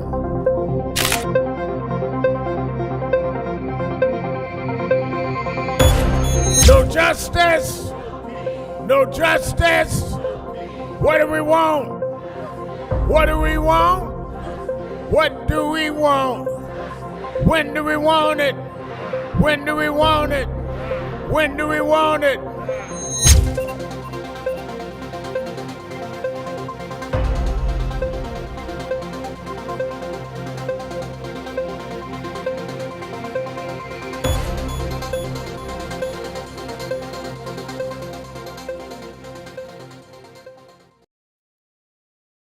Many people cannot focus because they have not really come to terms with their calling and life purpose. In order to focus, you must also be clear on what you're focusing on. So if you're not clear on your purpose, if you're not clear on your life's calling, then focus on seeking that. Because if you just read the ways and roads you traveled that you didn't even choose, that were sort of just laid out for you by God, in that it's telling you, speaking to you about what your purpose is and what you were born to do and be.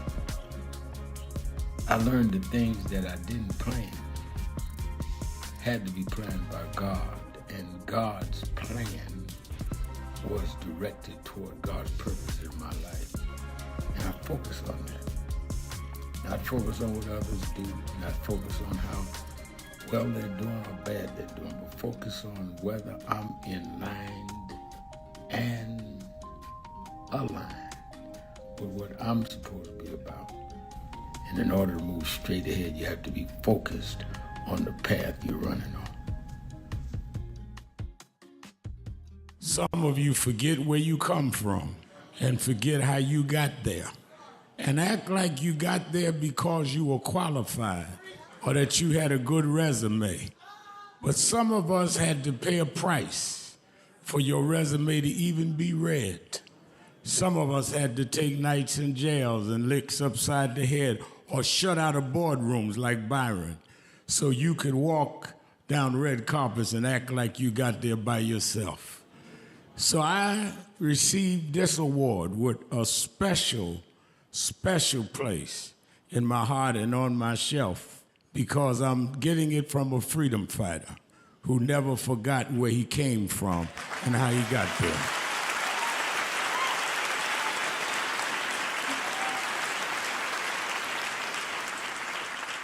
Yes, we've come a long way. We've had now a black president and now a black vice president, but we still can get shot down and have to march to get a case in court. We still can get shut out of boardrooms. We're still doubly unemployed in a good economy. So we're gonna have to keep marching. And I thank not only my family, a mother that raised me by herself, but I thank that lady at the end of the march that knows she won't be on TV that night and knows her name will never be in the paper, but she believed in me enough to get at the end of the line and make me look good. Because Dr. King used to say, if you call a march and no one shows up, you just going for a walk. And I want to thank those that marched with me. 32 years ago, here in Los Angeles, we marched. And then many years later, with George Floyd and others, we're still marching. And I'm gonna keep marching, I'm gonna keep agitating, and I'm gonna keep going.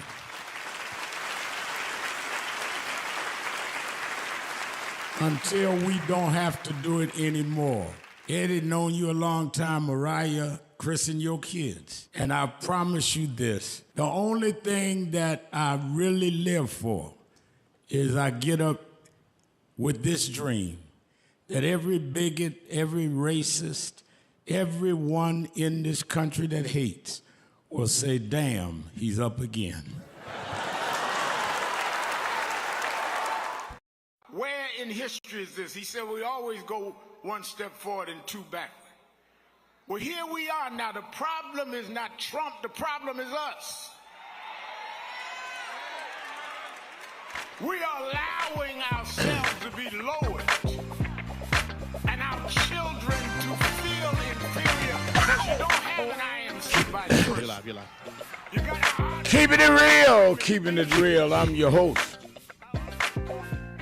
Reverend Al Sharpton, and we're back.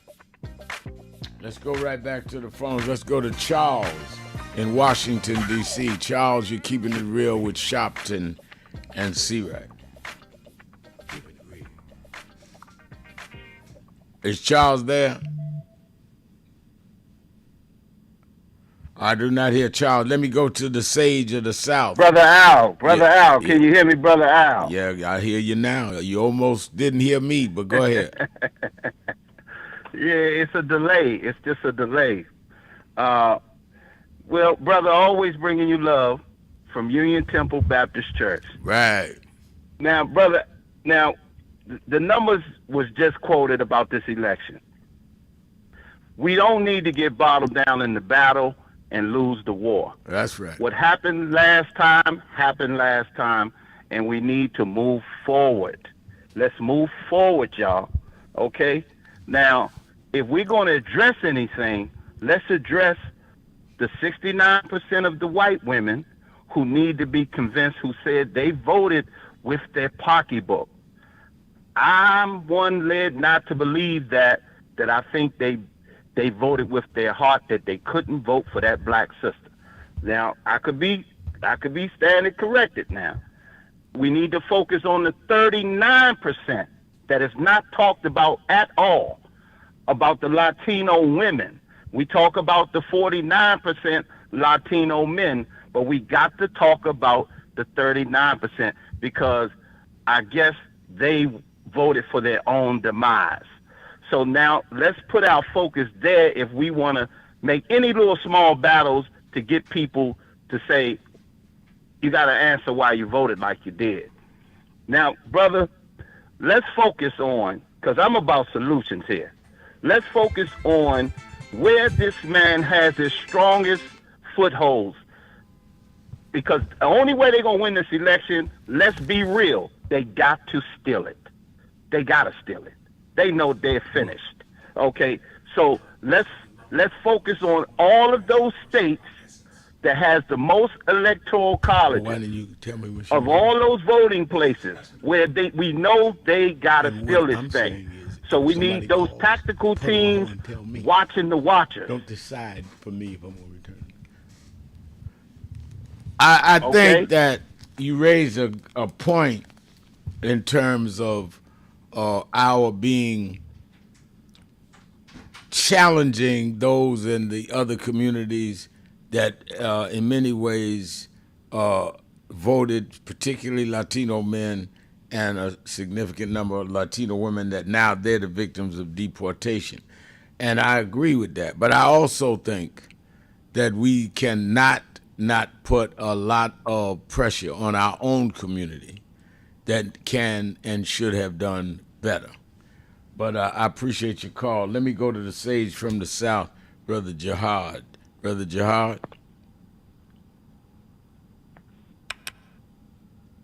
Hello. Yes, sir. Hey, how you doing, Reverend Sheldon? I'm doing good. I'm doing good. Good. Hey, what was Mr. Jeffries' response to the election results? He said he was going to meet with them, the winners, and he hoped that they would all come in and let's do what we need to do. And that's a great response. And I think that the other people who support Mr. Jeffries and others should take his lead instead of the lead that I'm hearing from some of the Democrats, especially Carvel and others, to push this so-called divide to the extreme to say that they should form their own party. Even though I think my good brother said one of them said that he was just using the Democratic Party. Well, that's one. And we shouldn't take that position from one to include the all. The Republicans have extremists or extreme views in their party, but yet they didn't alienate their parties and tell them to run as Republicans. Seriously speaking, I think that we can work this particular thing out because, like you said, I think the brother said, winning the war is more important than the battle. That's right. We can argue with the Democratic socialists later on, You know what I mean? But if the Republicans are calling them communists, and then we're jumping on them too, at our own demise, in my opinion. And I think that since they are part of our party, and just like we won those other seats the good brother was talking about, we also need their seats also. We also need where they went also. So if we alienate them, it just doesn't make sense. You know what I mean? There are differences in parties. There are arguments in parties. Yeah, you know what I mean? I think that we should be able to argue. That's why I call you the sage from the South, because what I've said, and everybody knows that I was very much working with the Obama administration and with Biden Harris, and when she won in Harlem, I invited her back. I let her come the Saturday before. So did SBI. She won. She came back, did my TV show. I don't gain anything for the community calling her a bunch of names because somebody in her victory party said something that I didn't like, and that there was mostly all whites. I gained by saying, I got problems with what y'all did, but I need to know how y'all are going to deal with Hakeem Jeffries. Because if you're not supporting Jeffries, then who you going to support for speaker? You ain't got no DSA person that can be speaker. So if you got them in the room, you're helping Hakeem and others. But just selling wolf tickets, they got people that's extremists, so you're going to be just as extreme on the other side. That doesn't help Hakeem. It didn't help Kamala. You got to be able to be understanding. They lost some of the regular Democrats. All right, now what we do. And I think that you're absolutely right. You can't play in. The other side wins. Trump loves for us to sit down and have a hissy fit. Right. Just keep going. All right. That's right. Thank you for your call. Thank you, brother. All right. Appreciate it. Keep it real.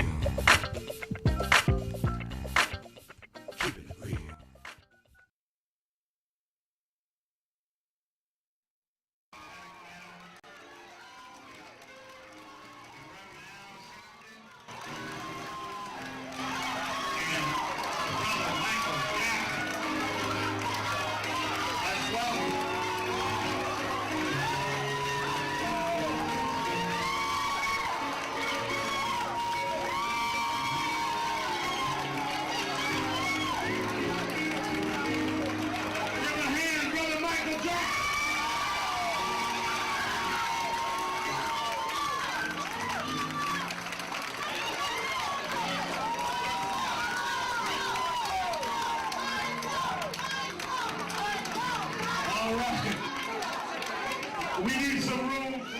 All right, hold on. Michael Jackson is the highest selling artist of all time. No one has sold more records in the history of the planet than Michael Jackson.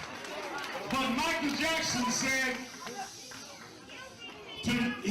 to us, he did not want to just raise the issue of what's happening with him.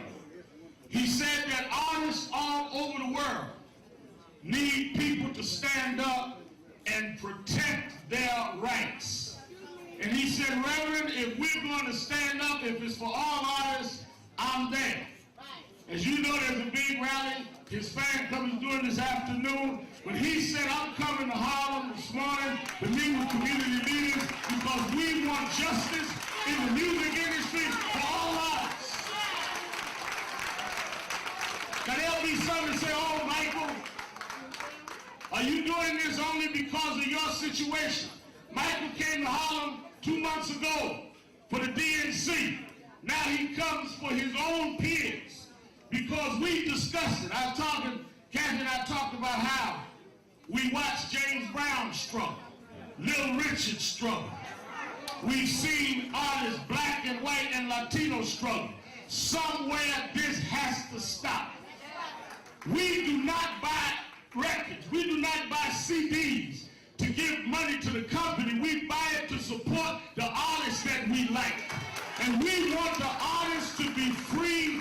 We don't want the companies bigger than the artists. We want the people and the stars that we make stars to shine in the galaxy for us.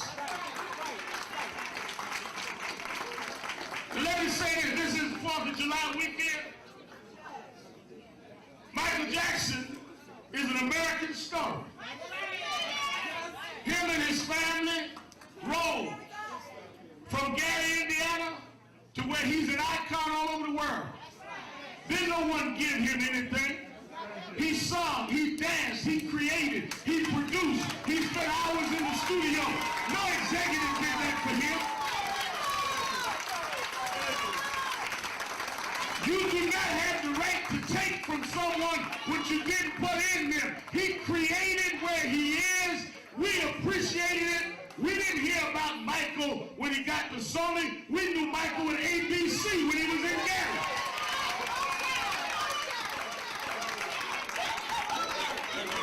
They got thrilled when he did Thriller. We was already thrilled.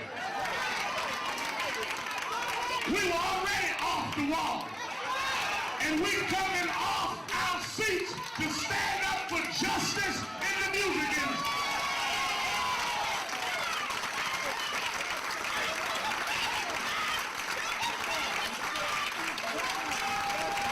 So let me say one more thing. I don't need that loud talking now. We're on the rail. I want people to hear the message. Let me say something. I read one newspaper said, well, the record company said they're going to wait and put out the best of Michael Jackson. You can't put out the best of Michael Jackson because the best of Michael Jackson is yet to come. He's still creating. He's still innovating. He's still the king. He's still ours and we are still his. Fans all over the world. Thousands came out in London. Thousands will come out in New York. All over the world, we're going to make it clear that our artists should not be paying back things they had no input in. The promotion budgets. James M. Tume will lay it out. The video budgets. All of this are charged to the artists, yet the artists have no discretion over what to say. So if they want to buy an ad with their friend, Michael can't tell them buy it in Jet Magazine because they decide the budget and charge it to the artists. That's why many of these artists have no money at the end of their career. But he wanted to fight while he was on top. So it will help your child not have to fight one day to go through what they've had to go through. Sammy Davis Jr. died broke. His wife had to become a waitress. Michael said, I owe it to Sammy. I owe it to James Brown. I owe it to Little Richard. We're going to stop this once and for all.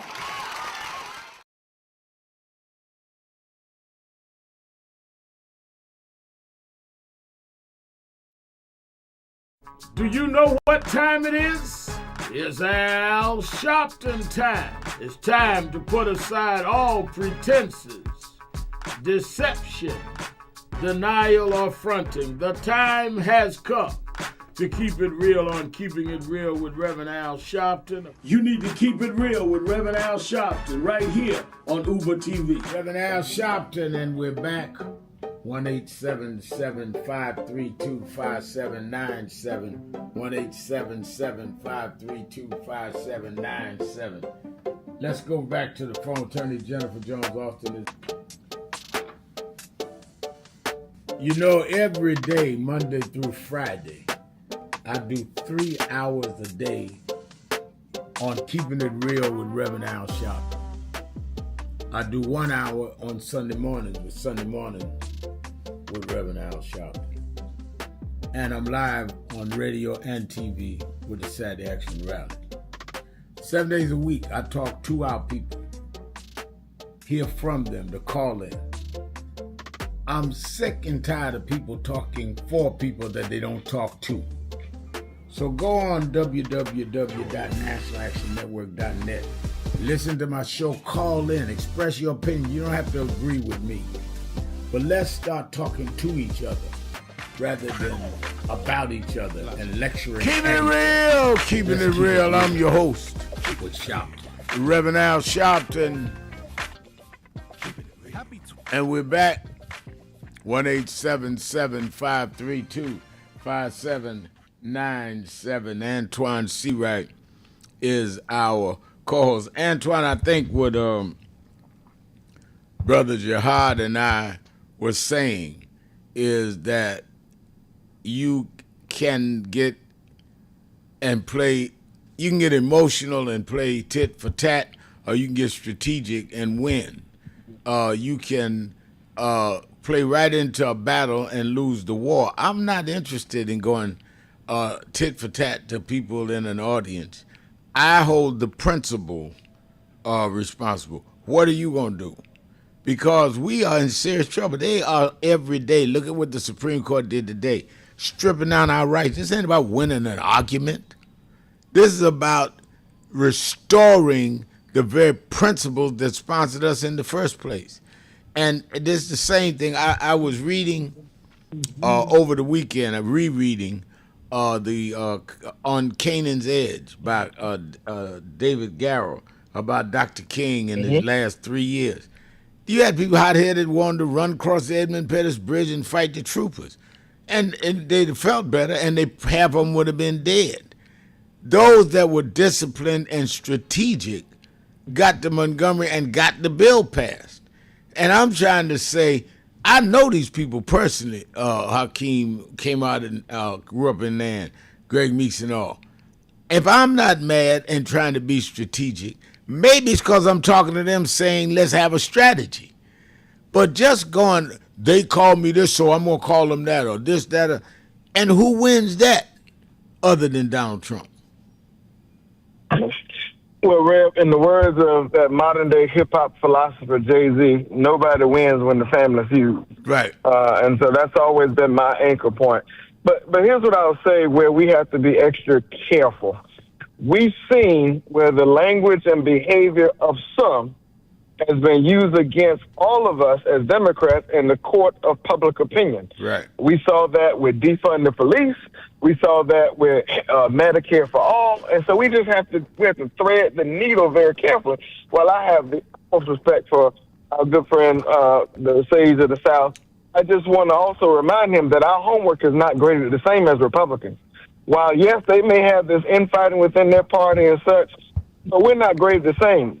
Democrats could not get away with what Donald Trump and the Republicans get away with. So when we make these comparisons, I don't think that's a true sentiment of how the American electorate expects us to feel and how they will respond to us. The other thing is the co-chair of the organization was intentional about saying that they just want to use the Democratic infrastructure to get their agenda through and get others in Congress. That's all fine and good. But if you really care about moving the needle on your issues, then you have to know you cannot govern if you do not win. Losers do not legislate. What the Republicans are going to do all across the country is use the nominee in that New York district, use her previous tweets, comments, and such against all members in swing districts that we have to win in order to get to 218. That's not a joke. Yeah, but here's where I agree with Jihad. The meeting, the discussion, the debate is now with those that won. That's why I had her at the district, at the rally Saturday. Your crowd is saying this. I need you to straighten that out. Or tell me you're not going to straighten it out, and we can get ready to have a candidate against you in 2 years. That's right. You say that the co-chair of the party saying we just use the Democrats. Well, we can take that clip and run that and beat you because you telling Democrats y'all are not Democrats. We can fight too. Just like they make, if somebody stand up at National Action Network and say something, they going to hold me responsible. I'm holding them responsible. I ain't arguing with somebody in the crowd. And if my vice chair said something, I'm going to say to you, fine. Y'all are not, y'all just using the Democrats. So that means Hakeem should not give you a key position, committee position, because you're not a Democrat. Oh, yes, I am. I need to be. Well, then you got to denounce that. Us denouncing it don't mean nothing. They want to have a fight. Because some of them, that's all they going to do. But they got to learn how to deal with people that understand how to deal with power. That's right. And Rev, can I just say one more thing? All of those folks who are running on DSA and the ultra progressive ticket, one of the issues I have with them that lingers is that they did not fully support our nominee in 2016. They got us 3 right-wing justices, and they did not support Kamala Harris. And some still would not go on the record saying how they participated in the 2024 election. That's right. And that's where we have to be on the same page if you want to be under the Democratic umbrella. I think Mayor Mamdani needs to come clean and be clear about how he's participating in 2024, whether he supported her or not. And the same thing with the candidate who just won, who beat Espriat. Same thing. Yeah, but let me support the Democrats. You just said something that is supporting my argument. Mamdani is a democratic socialist. First thing he did when he got elected is keep the same white female Jewish police commissioner.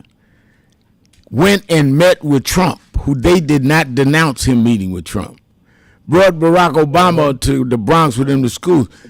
He understands there's a difference between being in power and in taking shots. And the question is whether these 3 members of Congress understand that. He has gone out of his way. AOC is not throwing bombs because once you're in power, I'll never forget, and I tell this story often, in 2000, Carib News, a newspaper here in New York, has retreats every year down in the Caribbean. This particular year, they were trying to get me to go. They said, Reverend, we're going to do it in Montego Bay, Jamaica, then we're going on to Cuba. I always wanted to go to Cuba. I went down to Montego Bay. When I got there, the members of Congress that would give us the ability to go to Cuba, called back in session, couldn't go.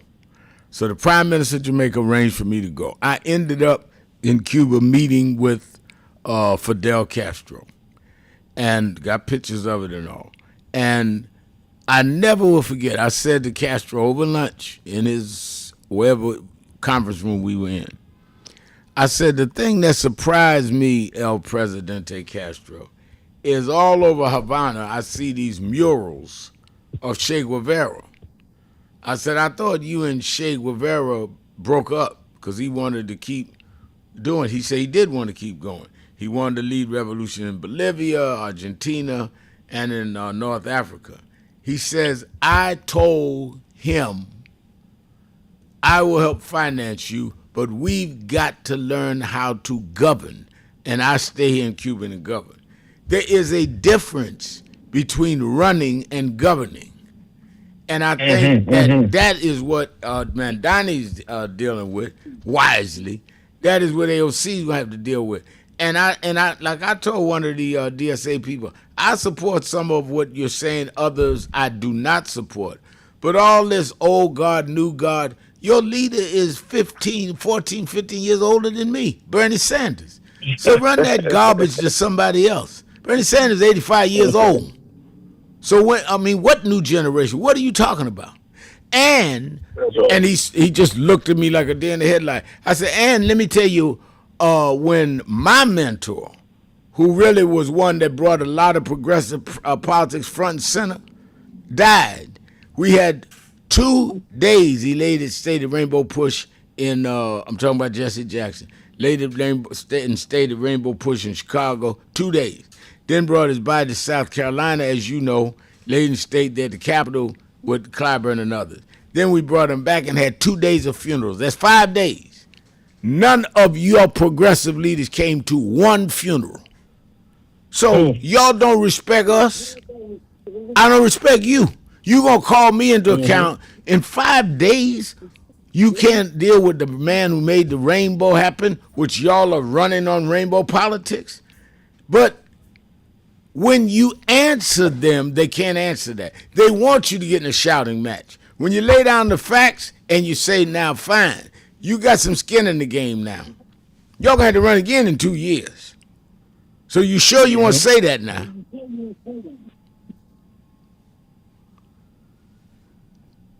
A congressional seat's 2 years.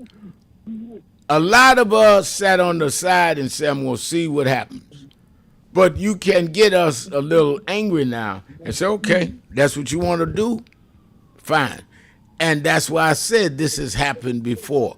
I've been dealing with radicals on the white left all our lives, and the white on the radicals on the right.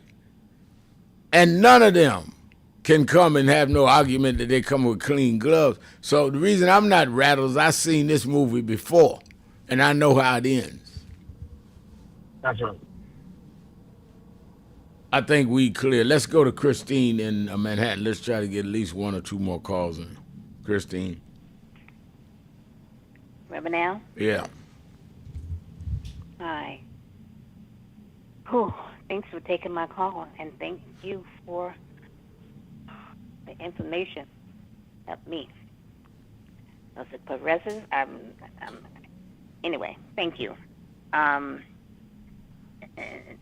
In Black Music Month, the song, gospel song that stays in my head, Sometimes It Takes a Mountain. That's my song. And I want to mention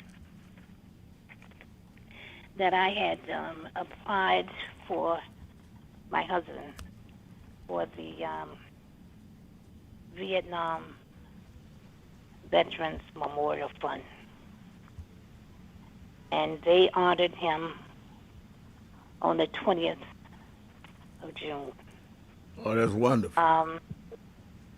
It is. It was a beautiful ceremony, and God is good. My legs wouldn't take me. My cousin lives in Arlington, Virginia, and she stood up for me and called his name. And the ceremony is recorded, and they sent it to me. It's beautiful. They sent me a program, a booklet. And I thought about my husband. When he retired, he said he was 2%. He read the Army Times often, and in that said that only 2% of people make sergeant major. And of course, I wanted to know the black and white thing, which he never said. And they honored my husband. My husband came out of Harlem, New York, and he went in the Army when Kennedy said, "Ask not what your country can do for you. Yeah. Ask what you can do for your country." Well, that's beautiful. We're going to have to go, Christine. Thank you for your call. Call me tomorrow if you have more to add, but we were running out of time. And we thank all of you that sent on the message board. Fahima is writing, Reverend Al Mayor Mandani personally urged Ase to drop the bid and successfully lobbied the New York City Democratic Socialists of America to deny Osei their endorsement. That's a very important point. Osei is a councilman with DSA, said he was running against Hakeem. It was Mandani that talked him out of doing it and got the DSA not to endorse him doing it. That's what I'm saying. You got to deal with the whole picture and deal with power. So people want to see Hakeem go out and I guess slap somebody without remembering DSA backed up one of their candidates from running against him. So all of this is not based on emotion. It's based on strategy. Very important, Fahima, what you wrote. That just happened. No question about this guy had, I said, announced he was running. And Zoran Mandani went there and said, do this for whatever way he convinced him not to run. So I don't know if Mandani got that favor in order that he would support them and what trade-off it was. But let's not act like once you get in a position of influence and power that you don't act like grown folks, because that's what grown folks do. All right, that's a good, when I get a lot of fired up calls, that's a good radio show. I like that. Something about you, see, right, you kind of track all kind of fireworks. I don't know about something about you. You're a magnet for that kind of political fighting. The people like to rumble on Monday with you. All right, let me thank Antoine Seawright. Let me thank all of you that called in, listened in, you that called in and couldn't get through, hung up in there anyhow. Remember, whatever you do, wherever you go, however you feel, tell somebody, tell anybody, tell everybody. Reverend Al told you personally, keep it real. Keep it real. Keep it real. I'll talk to you tomorrow.